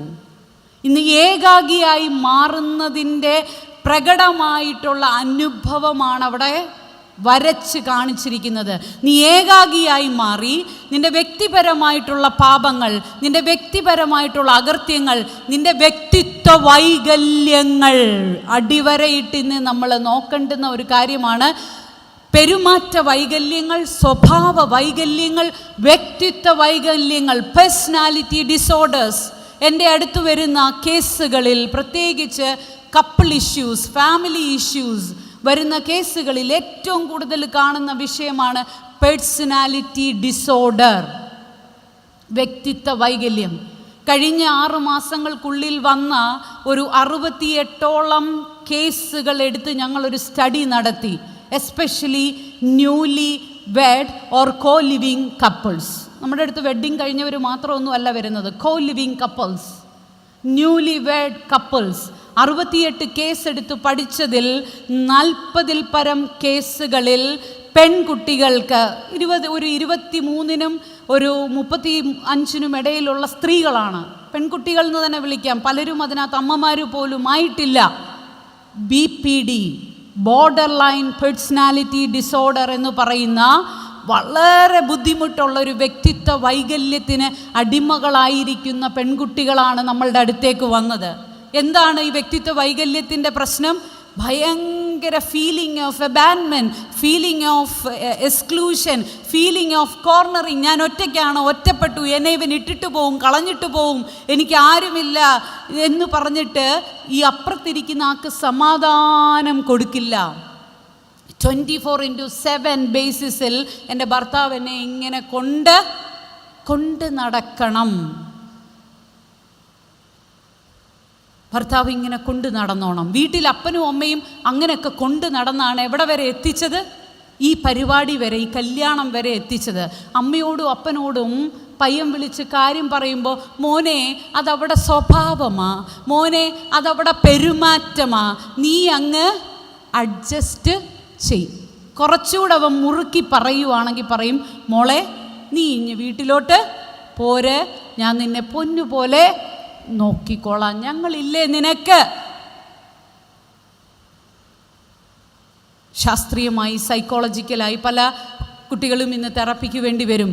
ശാസ്ത്രീയമായി നമ്മളിതിനെ അസസ് ചെയ്ത് വ്യക്തിത്വ വൈകല്യമാണെന്നൊക്കെ പറയുമ്പോൾ അവർ തെറാപ്പിക്ക് തയ്യാറായാലും മാതാപിതാക്കൾ പറയും, ഓ അതൊന്നും ചെയ്യണ്ട, ഇനി മാനസിക രോഗിയെന്നും കൂടെ മുദ്ര കുത്തും. ഏകാഗികളായി വളരുന്നതിൻ്റെ അനുഭവം നമ്മുടെ കുടുംബത്തിനകത്ത് ഏകാഗിയായിട്ട് ഞാനോ നിങ്ങളോ മാറുന്നുണ്ടെങ്കിൽ, നമ്മുടെ കുഞ്ഞുങ്ങളോ മാറുന്നുണ്ടെങ്കിൽ അവിടെ ഇന്ന് നമ്മളൊരു റീഫ്രെയിമിംഗ് നടത്തണം. എന്താണ് റീഫ്രെയിമിംഗ് എന്ന് ചോദിച്ചാൽ, ഞങ്ങൾ ഏകാഗികളല്ല, ഞങ്ങൾ ക്രിസ്തുവിൽ ഒന്നാണ്. ഞങ്ങൾ ഒരു ശരീരത്തിൻ്റെ പല അവയവങ്ങൾ ആകുന്നു. ഈ ഒരു തിരിച്ചറിവ് നമ്മളുടെ കുടുംബങ്ങൾക്ക് കൊടുക്കണം. രണ്ടാമത്തെ ജോഷ് മോഡലിൻ്റെ O stands for obedience to shared values. പങ്കിടുന്ന മൂല്യങ്ങളുമായിട്ടുള്ള അനുസരണം. നമ്മുടെ കുടുംബങ്ങൾക്കകത്ത് ഇന്ന് മൂല്യങ്ങളുണ്ടോ? അവർ values are in the melting pot. നമ്മുടെ മൂല്യങ്ങളൊക്കെ ഇങ്ങനെ ഉരുകി ഉരുകി ഒലിച്ചുകൊണ്ടിരിക്കുകയാണ്. കാരണം എന്താണെന്നറിയാമോ? We are focusing only talking, not by living. നമ്മളിങ്ങനെ സംസാരത്തിൽ മാത്രമാണ് മൂല്യങ്ങളുള്ളത്. ജീവിതത്തിലൊന്നും നമുക്കിന്ന് മൂല്യങ്ങൾ കൊണ്ടുവരാനായിട്ട് സാധിക്കുന്നില്ല. അതുകൊണ്ട് ജെൻസി കുട്ടികളോട്, ജെൻ ആൽഫ കുട്ടികളോട് നിങ്ങൾ സംസാരിച്ചിട്ട് യാതൊരു കാര്യമില്ല. നമ്മുടെ അപ്പനും അമ്മയും ഒന്നും നമ്മളോട് സംസാരിച്ചത് കൊണ്ടല്ല കർത്താവിൻ്റെ പാതയിൽ നമ്മൾ വന്നത്. നമ്മളുടെ മാതാപിതാക്കൾ നമ്മളോട് സംസാരിച്ചത് മാത്രമല്ല, അവർ വിശ്വാസത്തിൽ ജീവിച്ചത് കണ്ടിട്ടാണോ നമ്മൾ ക്രിസ്തുവിനെ രക്ഷിതാവായി സ്വീകരിച്ചതാണോ? ഒരു ഹല്ലേലൂയ പറഞ്ഞേ, ഹല്ലേലൂയ. കാരണം വാക്കുകൾ കൊണ്ട് ഇന്ന് പറഞ്ഞിട്ട് കാര്യമില്ല. എന്തു ചെയ്യണം? ജീവിച്ച് കാണിക്കണം. അതിൽ ഭയങ്കര നിഷ്ഠയുള്ളവരാണ് നമ്മുടെ ജെൻസി കുട്ടികൾ. നമ്മളുടെ ശീലങ്ങളല്ലാത്ത, നമ്മുടെ മൂല്യങ്ങളല്ലാത്ത എന്തെങ്കിലും ഒന്ന് അവരോട് പറഞ്ഞാൽ അവർ നമ്മളെ എന്തു ചെയ്യും? ആദ്യം ചോദ്യം ചെയ്യും. അമ്മ അങ്ങനെ ചെയ്യുന്നുണ്ടോ? അപ്പ അങ്ങനെ ചെയ്യുന്നുണ്ടോ? അപ്പയും അമ്മയും ചെയ്യാത്തത് പിന്നെ എന്നോട് എന്തിനാ പറയുന്നത്? ഈ അടുത്തിടെ ഒരു 73 വയസ്സുള്ള അപ്പച്ചൻ്റെ പരാതി ഇതായിരുന്നു. കൊച്ചമ്മേ, അവൻ എന്നെ ഫാമിലി ഗ്രൂപ്പിൽ നിന്ന് ബ്ലോക്ക് ചെയ്തു. ഫാമിലി വാട്സപ്പ് ഗ്രൂപ്പിൽ നിന്ന് ബ്ലോക്ക് ചെയ്തു. ആരാ? കൊച്ചുമോൻ, 21കാരൻ കൊച്ചുമോൻ ഫാമിലി ഗ്രൂപ്പിൽ നിന്ന്. അപ്പം ഞാൻ അവനെ വിളിച്ചു, എന്താടാ അപ്പച്ചനെ നീ ബ്ലോക്ക് ചെയ്തത്? അപ്പം അവൻ പറഞ്ഞത്, എങ്ങനാ കൊച്ചമ്മ രാവിലെ 5:45 പൂ വച്ചൊരു ഗുഡ് മോർണിംഗും അതിൻ്റെ പുറകെ മോട്ടിവേഷണൽ ടോക്ക് എന്നുള്ള രീതിയിലുള്ള ഉപദേശവും. ഞാൻ ചോദിച്ചു, ഇതൊക്കെ സ്വാഭാവികമല്ലേ? പ്രായമുള്ളവരിങ്ങനെയൊക്കെ പറയില്ലേ, ചെയ്യില്ലേ? ഒരു ഗുഡ് മോർണിംഗ് അല്ലേ, നിനക്കതങ്ങ് സഹിച്ചൂടെ? അതൊക്കെ ഞാൻ സഹിക്കാം, ഇതൊക്കെ ഞാൻ കേൾക്കാം. പക്ഷെ വൈകിട്ടത്തെ പ്രകടനം കാണുമ്പോൾ, അമ്മച്ചിയുമായിട്ടുള്ള വൈകിട്ടത്തെ 2 സ്മോൾ അടിച്ചിട്ട് വൈകിട്ടത്തെ പ്രകടനം കാണുമ്പോൾ, ഈ അപ്പച്ചനാണല്ലോ രാവിലെ ആ മെസ്സേജ് ഇടുന്നതെന്നുള്ളത് എനിക്കത് വേണ്ട. വർത്തമാനം പറഞ്ഞിട്ടൊന്നും കാര്യമില്ല. മൂല്യങ്ങളെ ജീവിതത്തിലൂടെ കാട്ടിക്കൊടുത്തെങ്കിൽ മാത്രമേ ലോകത്തിൻ്റെ ഏതു ഭാഗത്ത് പോയാലും അവർ നമ്മളുടെ കൂടെ നിൽക്കത്തുള്ളൂ. കാരണം അതിൻ്റെ കണ്ണിൻ്റെ മുൻപിൽ പല അനുഭവങ്ങളും കണ്ടിട്ടുണ്ട്. എന്നെ വല്ലാതെ സ്പർശിച്ച ഒരു അനുഭവമാണ്. അദ്ദേഹം വർക്ക് ചെയ്യുന്ന സ്ഥലത്ത് ഭയങ്കരമായിട്ടുള്ള ഒരു മൂല്യം കാത്തു സൂക്ഷിച്ച ആളാണ്. വളരെ കൈക്കൂലി വാങ്ങാവുന്ന ഒരു ഗവൺമെൻറ് ഡിപ്പാർട്ട്മെൻറ്റാണ്. പക്ഷേ അദ്ദേഹം ഒരിക്കലും കൈക്കൂലി വാങ്ങില്ല. പക്ഷേ തൊട്ട് മുകളിലുള്ള മനുഷ്യൻ വന്നപ്പോൾ, ഒരു സുപ്പീരിയർ വന്നപ്പോൾ, ഹീസ് ഇൻ ടു കറപ്ഷൻ്റെ ഒരു പേരായിരുന്നു. ഈ താഴത്തെ ആൾ വാങ്ങിക്കാത്തത് കൊണ്ട് പുള്ളിക്ക് ഒരുപാട് പ്രശ്നങ്ങൾ അവിടെ ഉണ്ടായി. അതുകൊണ്ട് ഈ സബോർഡിനേറ്റിനെ ഇട്ട് ഭയങ്കരമായിട്ട് പ്രശ്നത്തിൽപ്പെടുത്തി അവസാനം ജോലി വരെ പോകുമെന്നുള്ളൊരവസ്ഥയിൽ വരെ കാര്യങ്ങൾ വന്നു നിന്നു. എൻ്റെ സുഹൃത്തിൻ്റെ ഫാദർ ആയതുകൊണ്ട് എനിക്കിത് വളരെ വ്യക്തമായിട്ട് പറയാനായിട്ട് സാധിക്കും. പക്ഷേ മൂല്യത്തെ വിട്ടുകൊടുത്തില്ല. അതുകൊണ്ട് മക്കൾ തിരഞ്ഞെടുത്ത പാത കർത്താവിൻ്റെ പാതയാണ്. നമ്മുടെ മാർത്തോമാ സഭയിലെ ഒരു വൈദികൻ്റെ ഫാദറിനെ കുറിച്ച് തന്നെയാണ് ഞാൻ ഈ പറയുന്നത്. ഒന്നും പറഞ്ഞു കൊടുക്കേണ്ടി വന്നില്ല. PG കഴിഞ്ഞ് MSW കഴിഞ്ഞപ്പോൾ ഞാൻ ഇതിനു വേണ്ടി വേറെ ഒരുപാട് ജോലികളൊക്കെ കിട്ടുമായിരുന്നു, നല്ല ജോലികളൊക്കെ കിട്ടുമായിരുന്നു. പക്ഷേ എനിക്ക് എൻ്റെ കർത്താവിൻ്റെ പാത മതി എന്ന് പറഞ്ഞ്, അപ്പൻ്റെ ദൈവം എൻ്റെ ദൈവം എന്ന് പറഞ്ഞ് ഇറങ്ങി തിരിച്ചു. അതുകൊണ്ട് നമുക്ക് വാക്കുകളിലൂടെ പറഞ്ഞിട്ട് കാര്യമില്ല, നമ്മളുടെ ജീവിതം കൊണ്ട്. അതുകൊണ്ട് തന്നെയാണ് നമ്മളുടെ കുഞ്ഞുങ്ങളുടെ ചോയ്സുകൾ ഇന്ന് തെറ്റിപ്പോകുന്നു. വാല്യൂ ബേസ്ഡ് ചോയ്സുകൾ ഇല്ലാതെ പോകുന്നു. നല്ല മൂല്യങ്ങളുള്ള തിരഞ്ഞെടുപ്പുകൾ നമ്മുടെ കുഞ്ഞുങ്ങളുടെ ജീവിതത്തിൽ നടക്കുന്നില്ല. ഒരു വാട്സപ്പ് മെസ്സേജ് കിട്ടിയാൽ, ഒരു അനോണിമസ് മെസ്സേജ് കിട്ടിയാൽ അതിൻ്റെ പുറകെ അങ്ങ് പോവുകയാണ്. അവിടെ തുടങ്ങി ചാറ്റിംഗ്. ഇത് കുഞ്ഞുങ്ങൾ മാത്രമല്ല കേട്ടോ, സ്ത്രീകളും പുരുഷന്മാരുമൊക്കെ. പണ്ടൊരു എക്സ്ട്രാ മാരിറ്റൽ റിലേഷൻഷിപ്പൊക്കെ ഉണ്ടാവാൻ ഒരുപാട് പാടായിരുന്നു. എവിടെയെങ്കിലും മൂലയ്ക്ക് പോകണം, മുടുക്കിൽ പോകണം, ഐസ്ക്രീം പാർലറിൽ പോകണം. ഇന്ന് അങ്ങനെയൊന്നുമില്ല. ഒരു ഹായിൽ അങ്ങോട്ട് സ്റ്റാർട്ട് ചെയ്യുകയാണ്, പിന്നെ അങ്ങോട്ട് സംസാരം അങ്ങ് പോവുകയാണ്. ഒരു പർട്ടിക്കുലർ സ്റ്റേജ് എത്തുമ്പോഴാണ് പ്രശ്നം വരുന്നത്. ഇവരെന്നെ വിട്ടുപോകുമോ എന്ന് പറയുന്ന ഒരു ഡിപ്പെൻഡൻസി ഉണ്ടാകുന്നു. ഇനി പല കുടുംബങ്ങളിലും ഉള്ളൊരു പ്രശ്നമാണ്, നമ്മളങ്ങ് പേടിപ്പിച്ചനുസരിപ്പിക്കാനായിട്ട് ശ്രമിക്കും. ദയവ് ചെയ്ത് അങ്ങനെ ചെയ്യല്ലേ. പേടിപ്പിച്ചനുസരിപ്പിച്ചാൽ അവർക്കുണ്ടാകുന്ന പ്രശ്നം എന്താണെന്ന് ചോദിച്ചാൽ ആൻസൈറ്റി ഉണ്ടാകുന്നു, വ്യക്തിത്വ വൈകല്യങ്ങൾ ഉണ്ടാകുന്നു, അവരുടെ ഒരു സെൽഫ് എസ്റ്റീം തന്നെ താന്നു പോകുന്നതായിട്ട് കാണാം. കഴിഞ്ഞ ദിവസം ഒരു പയ്യൻ, ഒരു 25-കാരൻ US മാസ്റ്റേഴ്സൊക്കെ കഴിഞ്ഞ് വന്ന് നാട്ടിൽ വന്ന് ഇപ്പോൾ ജോലി ചെയ്യുക.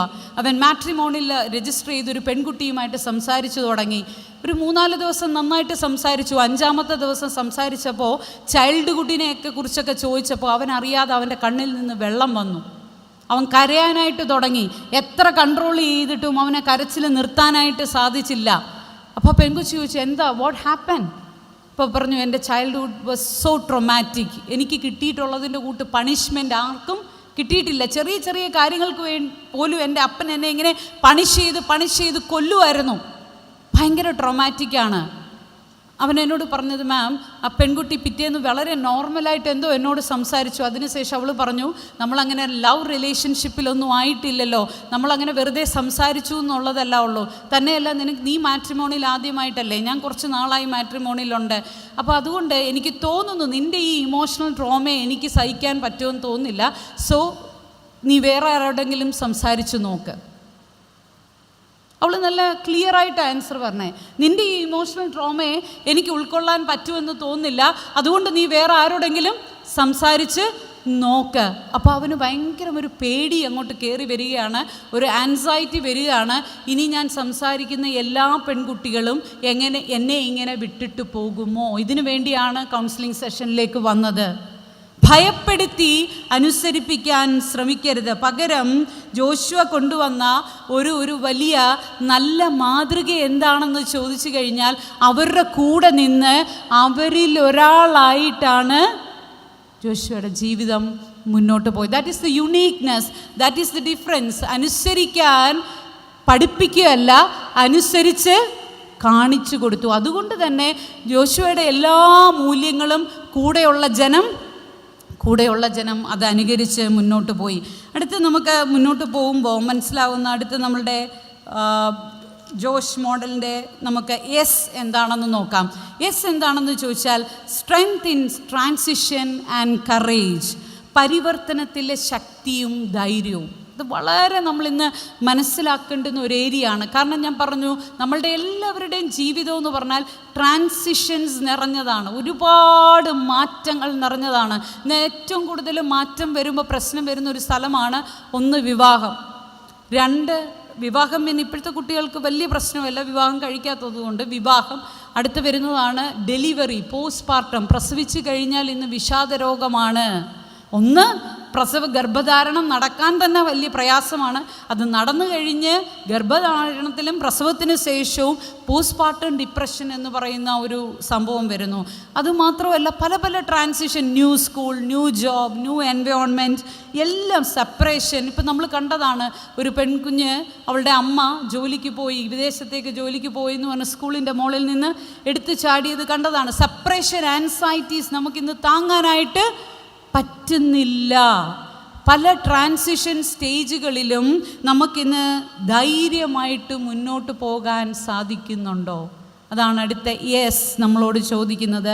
Strength in transition and courage. നമുക്കിന്ന് ധൈര്യമായിട്ട് മുന്നോട്ട് പോകാൻ സാധിക്കുന്നുണ്ടോ? ഇല്ല. കാരണം എന്താണെന്നറിയാമോ? മെനോപോസ്, ഒരുപാട് സ്ത്രീകൾ ഇവിടെ ഇരിക്കുന്നത് കൊണ്ടാണ് ഞാനതൊന്ന് അഡ്രസ്സ് ചെയ്യുന്നത്. സ്ത്രീകൾക്ക് പീരിയഡ്സ് നിൽക്കുന്ന സമയം, മെനോപോസൽ ടൈം ആകുമ്പോൾ ഇന്ന് ഭയങ്കരമായിട്ടുള്ള ഇൽനെസ് ആൻസൈറ്റീസാണ്.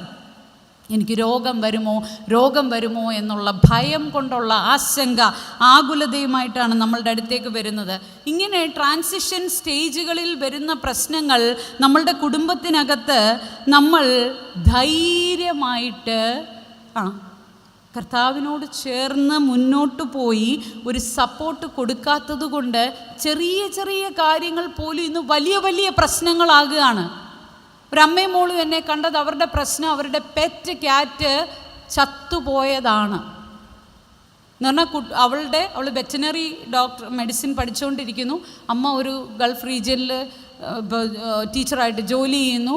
അവരുടെ പെറ്റ് പൂച്ച ചത്തുപോയത് അമ്മയ്ക്കും മോക്കും സഹിക്കാൻ പറ്റുന്നില്ല. സെപ്പറേഷൻ ആണ്, 3 പേരും, അപ്പനൊരു സ്ഥലത്ത്, അമ്മയൊരു സ്ഥലത്ത്, മോളൊരു സ്ഥലത്ത്. പല ആവശ്യങ്ങൾക്കായിട്ട് അങ്ങനെയാണ് അവരിപ്പോൾ ജീവിക്കുന്നത്. പക്ഷേ ഈ സെപ്പറേഷനും ഈ പൂച്ചയുടെ മരണവും എല്ലാം കൂടെ ഇവരെ വല്ലാത്ത ഡിപ്രഷനിലോട്ട് തള്ളിവിട്ടിരിക്കുകയാണ്. നമുക്ക് തമാശ തോന്നും അല്ലേ? തോന്നുന്നുണ്ടോ? തമാശയല്ല. ഇന്ന് ഒരു വളർത്തുമൃഗത്തിൻ്റെ മരണം പോലും താങ്ങാൻ വയ്യാതെ വല്ലാതെ വൈകാരികമായിട്ട് ട്രാൻസിഷൻ സ്റ്റേജുകളിൽ കുടുങ്ങിക്കിടക്കുന്ന മനുഷ്യരെയാണ് നമുക്കിന്ന് കാണാനായിട്ട് സാധിക്കുന്നത്. അതുകൊണ്ട് അതിൻ്റെ ഭാഗമായിട്ട് നമുക്കിന്ന് വല്ലാത്ത അവോയ്ഡൻസ് ബിഹേവിയർ, പ്രത്യേകിച്ച് ഇത് നമ്മുടെ കുഞ്ഞുങ്ങളിലാണ് വന്നുകൊണ്ടിരിക്കുന്നത്.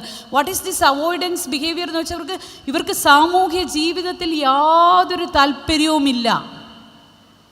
സാമൂഹ്യമായിട്ട് കൂടി വരുന്ന സ്ഥലങ്ങളിൽ വരാൻ താല്പര്യമില്ല, പ്രാർത്ഥനയ്ക്ക് പോകാൻ താല്പര്യമില്ല, പള്ളിയിൽ പോകാൻ താല്പര്യമില്ല, ഒരു കല്യാണം കൂടാൻ താല്പര്യമില്ല, വീട്ടിലെ ചടങ്ങുകൾക്ക് വരാൻ താല്പര്യമില്ല. ഒരു അവോയ്ഡൻസ് ബിഹേവിയർ ഇന്ന് ഭയങ്കരമായിട്ട് കൂടിക്കൊണ്ടിരിക്കുകയാണ്. ഒരു പെൺകുട്ടി എന്നോട് പറഞ്ഞത്, അവൾ UK ജോലി ചെയ്യാണ്, 1.5 മാസം ലീവ് ഉണ്ടായിരുന്നു. കുറച്ച് യാത്രകളൊക്കെ ചെയ്യാൻ ഞാൻ പ്ലാൻ ചെയ്തിരുന്നു. പക്ഷേ ഈ 1.5 മാസവും നെറ്റ്ഫ്ലിക്സും കണ്ട് പോപ്കോണും കഴിച്ച് ഫ്രഞ്ച് ഫ്രൈസും കഴിച്ച് റൂമിനകത്തിരുന്നതല്ലാതെ വെളിയിലോട്ട് അവൾ കാല് കുത്തിയിട്ടില്ല. 1.5 മാസം ലീവ് ഉണ്ടായിരുന്നു, പ്ലാൻ ചെയ്തതാണ്. Avoidant behaviour. 4 പേര് കൂടുന്നിടത്ത് നിൽക്കാൻ പേടി, സംസാരിക്കാൻ പേടി. ഒരു നഴ്സിംഗ് സൂപ്രണ്ട് പറഞ്ഞ ഇങ്ങനെയാണ്, എൻ്റെ ഡിപ്പാർട്ട്മെൻറ്റ് മാറി അടുത്ത ഡിപ്പാർട്ട്മെൻറ്റിലേക്ക് ഞാൻ റിപ്പോർട്ട് കൊടുക്കേണ്ടി വന്നാൽ, റിപ്പോർട്ട് ഹാൻഡ് ഓവർ ചെയ്യുമ്പോൾ എക്സ്പ്ലെയിൻ ചെയ്ത് കൊടുക്കണം കുറച്ച് കാര്യങ്ങൾ. അതെനിക്ക് ഭയങ്കര ആൻസൈറ്റിയാണ്. എന്നും കണ്ടുകൊണ്ടിരിക്കുന്നവരാണെങ്കിൽ പ്രശ്നമില്ല, പുതിയ ആരെങ്കിലും ആ ഗ്രൂപ്പിൽ 3-4 പേരുള്ള ഗ്രൂപ്പിലാണ്. പണ്ട് നമുക്കൊക്കെ സ്റ്റേജിൽ കയറി സംസാരിക്കാനാണ് പേടിയെങ്കിൽ ഇന്ന് 3-4 പേരുള്ള ഗ്രൂപ്പുകളിൽ പോലും സംസാരിക്കാൻ പേടിയാണ്. അതുകൊണ്ട് അവോയ്ഡൻറ്റ് ബിഹേവിയർ എടുത്ത് അകത്തിരിക്കുകയാണ്.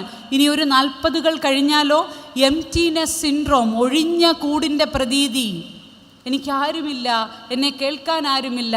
അതുകൊണ്ട് തന്നെ നമ്മുടെ ജീഡിയാട്രിക് ഡിപ്രഷൻ ഇന്ന് കൂടി വരികയാണ്. പ്രായമുള്ളവരിൽ വിഷാദരോഗം, രാത്രി സ്ലീപ്പിംഗ് പിൽസ് എടുക്കാതെ ഉറങ്ങാൻ പറ്റാത്ത അവസ്ഥ, സോൾ ഫ്രഷ് കഴിച്ച് ഉറങ്ങേണ്ടി വരുന്ന ഒരവസ്ഥ. ഒരു ഉയർന്ന ഉദ്യോഗസ്ഥൻ്റെ അനുഭവം ഇങ്ങനെയാണ് പറഞ്ഞത്. അദ്ദേഹം റിട്ടയർഡ് ആയി കഴിഞ്ഞു വീണ്ടും അവിടുത്തെ VP ആയിരുന്നു. വീണ്ടും ആ ഇൻസ്റ്റിറ്റ്യൂഷനിലേക്ക് 1-2 മാസം കഴിഞ്ഞ് പുള്ളി ഒരു വിസിറ്റ് നടത്തി. നേരത്തെ പുള്ളി ചെല്ലുമ്പോൾ ഗേറ്റ് തുറന്നു തരുന്നു, പാർക്ക് ചെയ്യാൻ പ്രത്യേക സ്ഥലം കൊടുക്കുന്നു. അത് കഴിയുമ്പോൾ സെക്യൂരിറ്റീസ് തൊട്ട് ഗുഡ് മോർണിംഗ് പറയുന്നു, അകത്ത് കയറുന്നു. എല്ലാവരും ഭയങ്കര പഞ്ചപുച്ഛം അടക്കി നിൽക്കുന്നു. പുള്ളി 2 മാസം കഴിഞ്ഞ് അവിടെ ചെന്നപ്പോൾ റിസപ്ഷനിസ്റ്റ് ചോദിച്ചു, ഹു ആർ യു? ആരാണ് നിങ്ങൾ? ആരാണ്? ഇത് കേട്ട പുള്ളി പിന്നെ വീട്ടിൽ വന്ന് ഒറ്റ കിടപ്പായിപ്പോയി. പാരലൈസ്ഡ് ആയതല്ല, അന്ന് തൊട്ട് പുള്ളിക്ക് വല്ലാത്ത വിഷാദം ഉള്ളിലേക്ക് കടന്നുകൂടി. ഇതാണ് നമുക്ക് ട്രാൻസിഷൻ സ്റ്റേജുകളെ ഇന്ന് നമുക്ക് കൈകാര്യം ചെയ്യാനായിട്ട് സാധിക്കുന്നില്ല.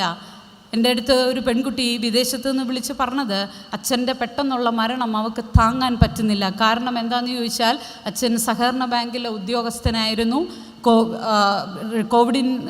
കോവിഡിന് തൊട്ട് മുമ്പാണ് റിട്ടയർഡ് ആയിട്ടും അച്ഛൻ ബാങ്കിൽ തന്നെ കാണും. കാരണം നാട്ടുകാർക്കെല്ലാം ഭയങ്കര സഹായി, എന്ത് ഫോം പൂരിപ്പിക്കണോ, എന്ത് ചെയ്യണോ, പുള്ളി ബാങ്ക് വിട്ടു വരുന്നൊരു രീതിയേ ഇല്ല. പക്ഷെ കോവിഡ് കാലഘട്ടത്തിൽ എല്ലാം അടച്ചു പൂട്ടിയപ്പോൾ പുള്ളി ചെയ്തത് എന്താണെന്ന് ചോദിച്ചാൽ, ആരും അറിയാതെ ഇറങ്ങിപ്പോയി ഒരു പുഴയിൽ ചാടി ആത്മഹത്യ ചെയ്തു. അച്ഛൻ്റെ ആത്മഹത്യ അവൾക്ക് എടുക്കാനായിട്ട് പറ്റുന്നില്ല. ഇപ്പോൾ ജീവിതത്തിൻ്റെ ട്രാൻസിഷൻ സ്റ്റേജുകളിൽ നമുക്ക് ഇന്ന് ധൈര്യത്തോടു കൂടി ഇരിക്കാനായിട്ട് സാധിക്കുന്നുണ്ടോ? അതുകൊണ്ടാണ് ജോഷുവയുടെ പുസ്തകം 1-ാം അധ്യായം 9-ാം വാക്യത്തിൽ പറയുന്നു, നിൻ്റെ ദൈവമായ യഹോവ നീ പോകുന്നിടത്തൊക്കെയും നിന്നോട് കൂടെ ഉള്ളതുകൊണ്ട് ഉറപ്പും ധൈര്യവും ഉള്ളവനായിരിക്കുക. എല്ലാവർക്കും കൂടെ ഒരുമിച്ച് ചേർന്നതൊന്ന് പറയാം. നിൻ്റെ ദൈവമായ യഹോവ നീ പോകുന്നിടത്തൊക്കെയും നിന്നോടുകൂടെ ഉള്ളതുകൊണ്ട് ഉറപ്പും ധൈര്യവും ഉള്ളവനായിരിക്കുക. ഭയപ്പെടരുത്, ഭ്രമിക്കുകയും അരുത് എന്ന് ഞാൻ നിന്നോട് കൽപ്പിച്ചുവല്ലോ, നമ്മളോട് കൽപ്പിച്ചിരിക്കുകയാണ്. ഇന്ന് നമുക്ക് ഈ കൺവെൻഷനിലൂടെ ഒരു ഉറപ്പ് കിട്ടിയിട്ടാണ് പോകുന്നത്. നമ്മളുടെ ട്രാൻസിഷൻ സ്റ്റേജുകളിലും, നമ്മളുടെ പോസ്റ്റ്മോർട്ടത്തിലും, നമ്മുടെ കുഞ്ഞുങ്ങളുടെ ജോലി ചേഞ്ചിലും, നമ്മളുടെ കുഞ്ഞുങ്ങളുടെ വിവാഹ സമയത്തും, നമ്മളുടെ മെനോപോസിലും, നമ്മളുടെ ഓൾഡ് ഏജിലും ഒക്കെ നമ്മൾ ഇന്ന് പേടിച്ചാകുലപ്പെട്ടിരിക്കുകയാണ്. അവിടെ നമുക്ക് ഉറപ്പ് തരികയാണ്, ജോഷുവയിലൂടെ നമുക്ക് ഉറപ്പ് തരികയാണ്, നീ പോകുന്നിടത്തൊക്കെയും നിന്നോടുകൂടെ ആരുണ്ട്? ഞാനുണ്ട്. നീ പോകുന്നിടത്തൊക്കെയും നിന്നോടുകൂടെ ഞാനുണ്ട്. അതുകൊണ്ട് നമ്മളുടെ കുഞ്ഞുങ്ങൾക്കൊക്കെ ഇന്ന് എക്സാം ആൻസൈറ്റി കൂടി വരുന്ന കാലഘട്ടത്തിൽ, ഒരു പരീക്ഷ വരുമ്പോൾ, ഒരു ഇൻ്റർവ്യൂ വരുമ്പോൾ അവരെ നമുക്ക് ധൈര്യപ്പെടുത്താനായിട്ട് സാധിക്കണം. എൻ്റെ അമ്മയുടെ ജീവിതത്തിൽ, എൻ്റെ അപ്പൻ്റെ ജീവിതത്തിൽ ട്രാൻസിഷൻസ് വന്നപ്പോൾ, അവർക്ക് പ്രതിസന്ധി വന്നപ്പോൾ എങ്ങനെയാണ് അവർ പ്രതികരിച്ചതെന്ന് കുഞ്ഞുങ്ങൾ നമ്മളെ നോക്കിക്കൊണ്ടിരിക്കുകയാണ്. ഇതാണ് ഭവനത്തിലൂടെ, വിശ്വാസത്തിലൂടെ കൈമുതലാക്കി കൊടുക്കേണ്ടത്. ഇത് ഒരു ദിവസം ഉപദേശിച്ചാൽ കിട്ടുന്ന കാര്യമല്ല. Praise the Lord. അതുകൊണ്ടാണ് കൂട്ടായ്മകളിലും നമ്മളുടെ സൺഡേ സ്കൂളുകളിലും പള്ളികളിലും ഒക്കെ വന്ന് ആ ഒരു ചെറുപ്പം തൊട്ടേ അവരെ ഇതിൽ ഫോർമേഷൻ ചെയ്ത് ട്രാൻസ്ഫോം ചെയ്ത് കൊണ്ടുവരണം എന്ന് പറയുന്നത്. അല്ലാതെ ജീവിതത്തിൻ്റെ പ്രതിസന്ധി വരുമ്പം അച്ഛാ പ്രാർത്ഥിക്കണേ, കൊച്ചമ്മേ നല്ലതാണ്, പ്രാർത്ഥിക്കണേ അച്ഛാ, കൊച്ചമ്മേ പ്രാർത്ഥിക്കണേ, ദൈവജനമേ പ്രാർത്ഥിക്കണേ, പ്രാർത്ഥന നല്ലതാണ്. പക്ഷെ നമ്മൾ എവിടെ നിന്ന് തുടങ്ങണം പ്രാർത്ഥന?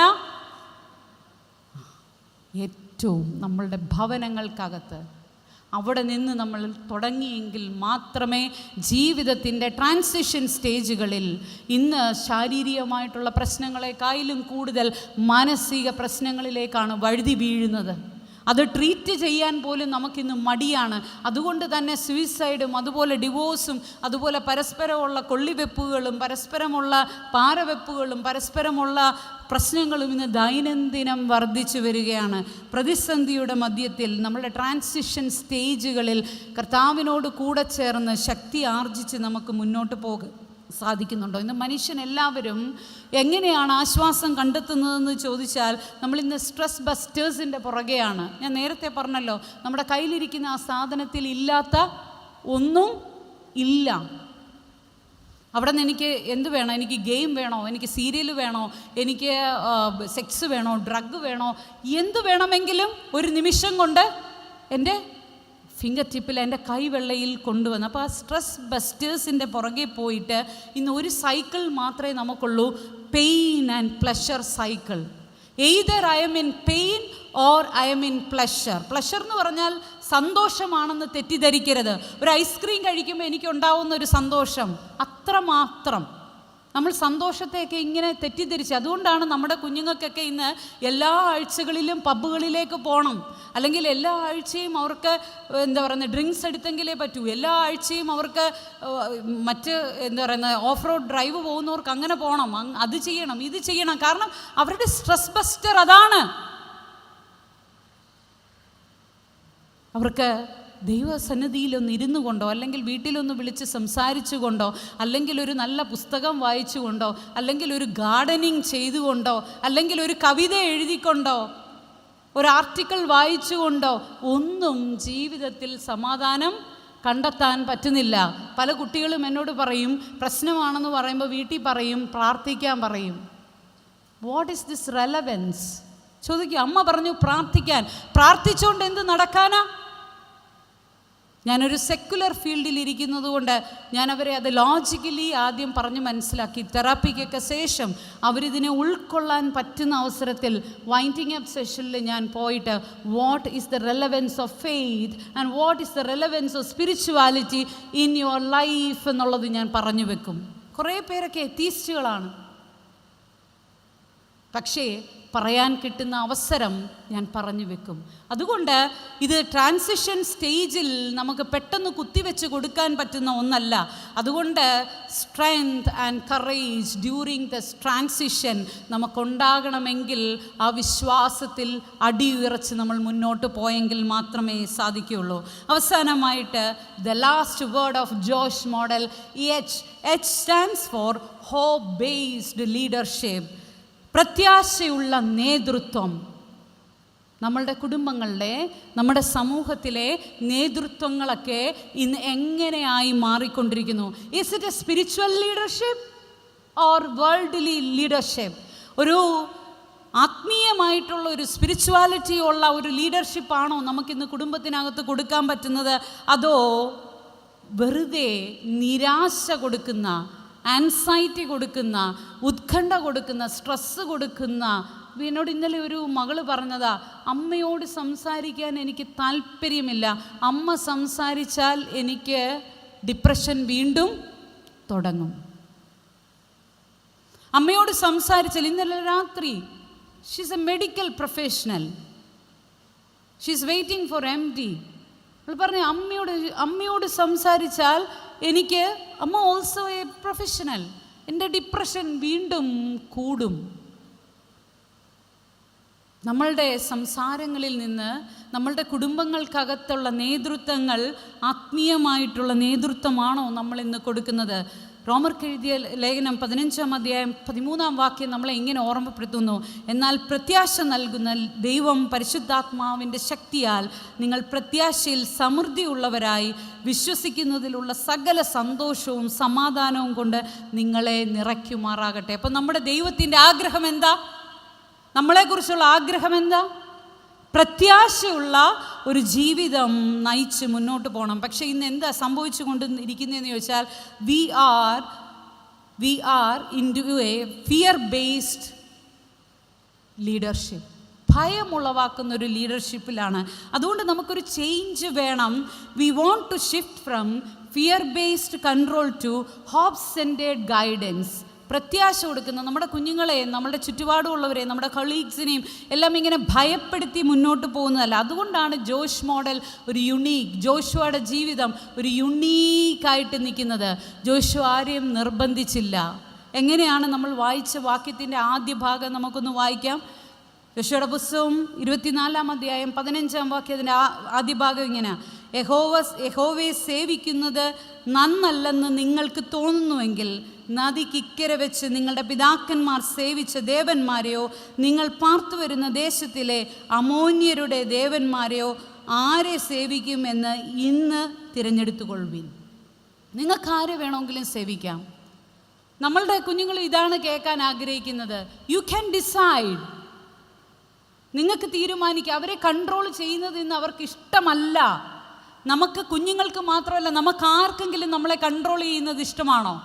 അല്ല. നമ്മൾ ഭയങ്കര ഇൻഡിപെൻഡൻസ് ആഗ്രഹിക്കുന്ന ഒരു ലോകത്താണ് നമ്മൾ ഇന്ന് ജീവിച്ചുകൊണ്ടിരിക്കുന്നത്. സോ ഇതാണ് നമ്മൾ കേൾക്കാൻ ആഗ്രഹിക്കുന്നത്. U can decide. നിനക്ക് തീരുമാനിക്കാം. പക്ഷേ ഞാൻ എന്ത് ചെയ്യും?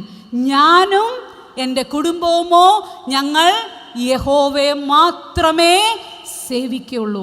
എങ്ങനെ ജോഷുവയ്ക്ക് ഇത് ധൈര്യപൂർവ്വം പറയാൻ സാധിക്കുന്നു എന്ന് വെച്ചാൽ, ജീവിതം അങ്ങനത്തെ ഒരു ജീവിതം ആയിരുന്നു. യഹോവയുടെ കൽപ്പനയെ വിട്ട് ഇടത്തോട്ടോ വലത്തോട്ടോ തിരിയാതെ ദൈവം കൽപ്പിക്കുന്നത് എന്തും വാക്കാം പ്രതി ചെയ്ത് മുന്നോട്ട് പോയ ഒരു വ്യക്തിക്ക് മാത്രമേ എന്ത് പറയാനായിട്ട് പറ്റൂ? You can decide, but I will serve my lord. നിനക്ക് തീരുമാനിക്കാം. നമുക്ക് നമ്മളുടെ മക്കളുടെ മുമ്പാകെ പറയാം. That is called servant leadership and humility and sacrifice എന്ന് പറഞ്ഞാൽ, ജീവിതത്തിൽ നമ്മൾ സഹിക്കല്ല, സഹനത്തിലൂടെ ജീവിത മൂല്യങ്ങളെ കൈവിടാതെ അനുസരണമുള്ളൊരു ജീവിതം കാഴ്ചവെക്കുന്നുണ്ടെങ്കിൽ നമുക്ക് ആരുടെ മുഖത്തു നോക്കിയും പറയാം, യു ക്യാൻ ഡിസൈഡ്. പക്ഷേ I will serve my Lord. അതുകൊണ്ട് അവിടെ ജനം എന്താ ഉത്തരം പറഞ്ഞത്? ഞങ്ങൾ യഹോവയല്ലാതെ വേറൊരു ദൈവത്തെ. ജോഷുവയുടെ കാലം കഴിഞ്ഞേറെ നാളും ഇസ്രായേൽ ജനം വേറൊരു ദേവന്മാരുടെ പിന്നാലെ പോയിട്ടില്ല. That is A influence. വേറൊരു ദേവന്മാരുടെ പിന്നാലെ പോയിട്ടില്ല. നമ്മുടെ കുടുംബങ്ങളിൽ ഈ ഒരു സ്പിരിച്വൽ ഗൈഡൻസ് നമുക്ക് കൊടുക്കാനായിട്ട് പറ്റുന്നുണ്ടോ? ഈ ഒരു സ്പിരിച്വൽ ലീഡർഷിപ്പ് കൊടുക്കാനായിട്ട് പറ്റുന്നുണ്ടോ? ഇങ്ങനെ സ്പിരിച്വൽ ലീഡർഷിപ്പ് കൊടുക്കണമെങ്കിൽ വിശുദ്ധ മത്തായി എഴുതിയ സുവിശേഷം 20-ാം അധ്യായം 26-ഉം 27-ഉം വാക്യങ്ങൾ നമ്മളെ കാണിക്കുന്നുണ്ട് എങ്ങനെയാണ് നമുക്ക് ഈ സ്പിരിച്വൽ ഗൈഡൻസ് കൊടുക്കാൻ പറ്റുന്നതെന്നുള്ളത്. സ്പിരിച്വൽ ഹോപ്പ് ബേസ്ഡ് ലീഡർഷിപ്പ് എങ്ങനെ കൊടുക്കാൻ പറ്റുമെന്ന് ചോദിച്ചാൽ, നിങ്ങൾ മഹാനാകുവാൻ ഇച്ഛിക്കുന്നുവെങ്കിൽ ഇച്ഛിക്കുന്നവനെല്ലാം നിങ്ങളുടെ ശുശ്രൂഷക്കാരനാകണം. നിങ്ങളിൽ ഒന്നാമൻ ആകാൻ ഇച്ഛിക്കുന്നവനെല്ലാം നിങ്ങളുടെ ദാസൻ ആകണം. Crush your ego.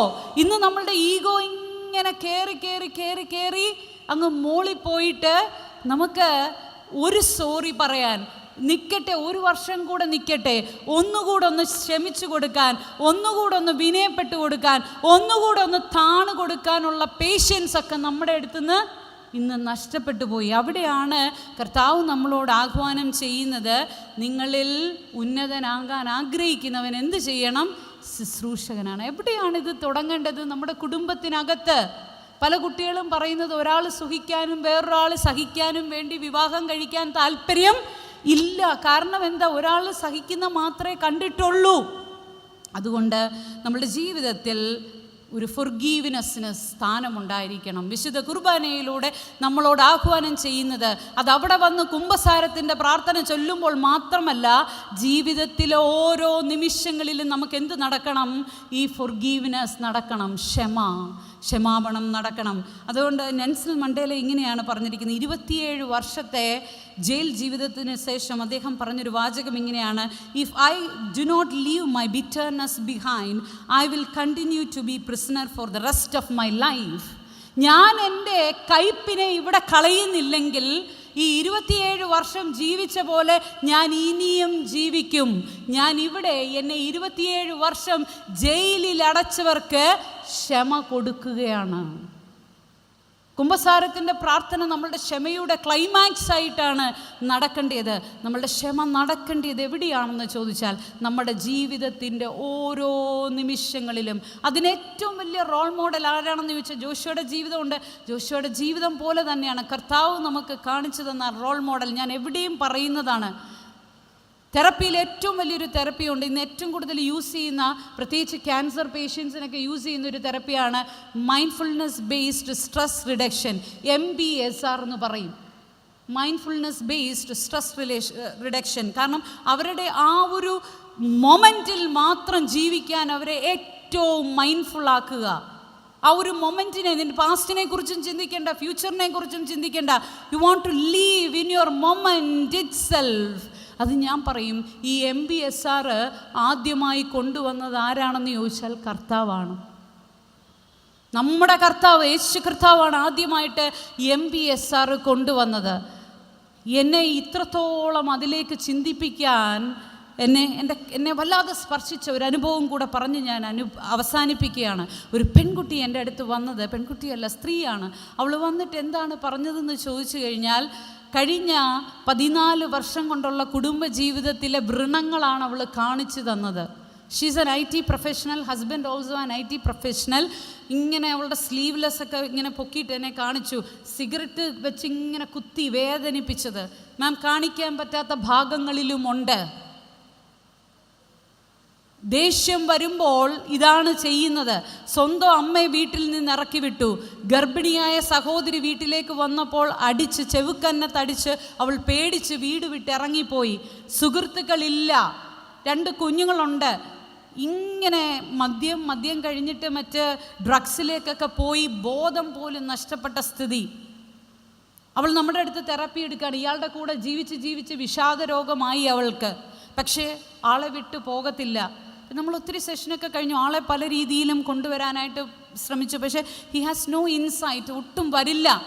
അപ്പം ഞാൻ അവളോട് ചോദിച്ചു, ദീപ നീ കുറച്ച് നാളൊന്നും മാറി നിന്ന് നോക്കി, മനുഷ്യൻ എങ്ങനെയാണെന്ന് നമുക്കറിയാം, നീ ഒന്ന് മാറി നിന്ന് നോക്ക്. ഇല്ല, ഞാനും കൂടെ പോയാൽ, അവൾ ചോദിച്ചൊരു ചോദ്യം എന്നും എൻ്റെ മനസ്സിൽ ഇങ്ങനെ വിങ്ങലായിട്ട് നിൽക്കും. ഞാനും കൂടെ പോയാൽ ഈ മനുഷ്യന് ആരുണ്ട്? അമ്മ പോയി, സഹോദരി പോയി, അപ്പനില്ല, കൂട്ടുകാരില്ല.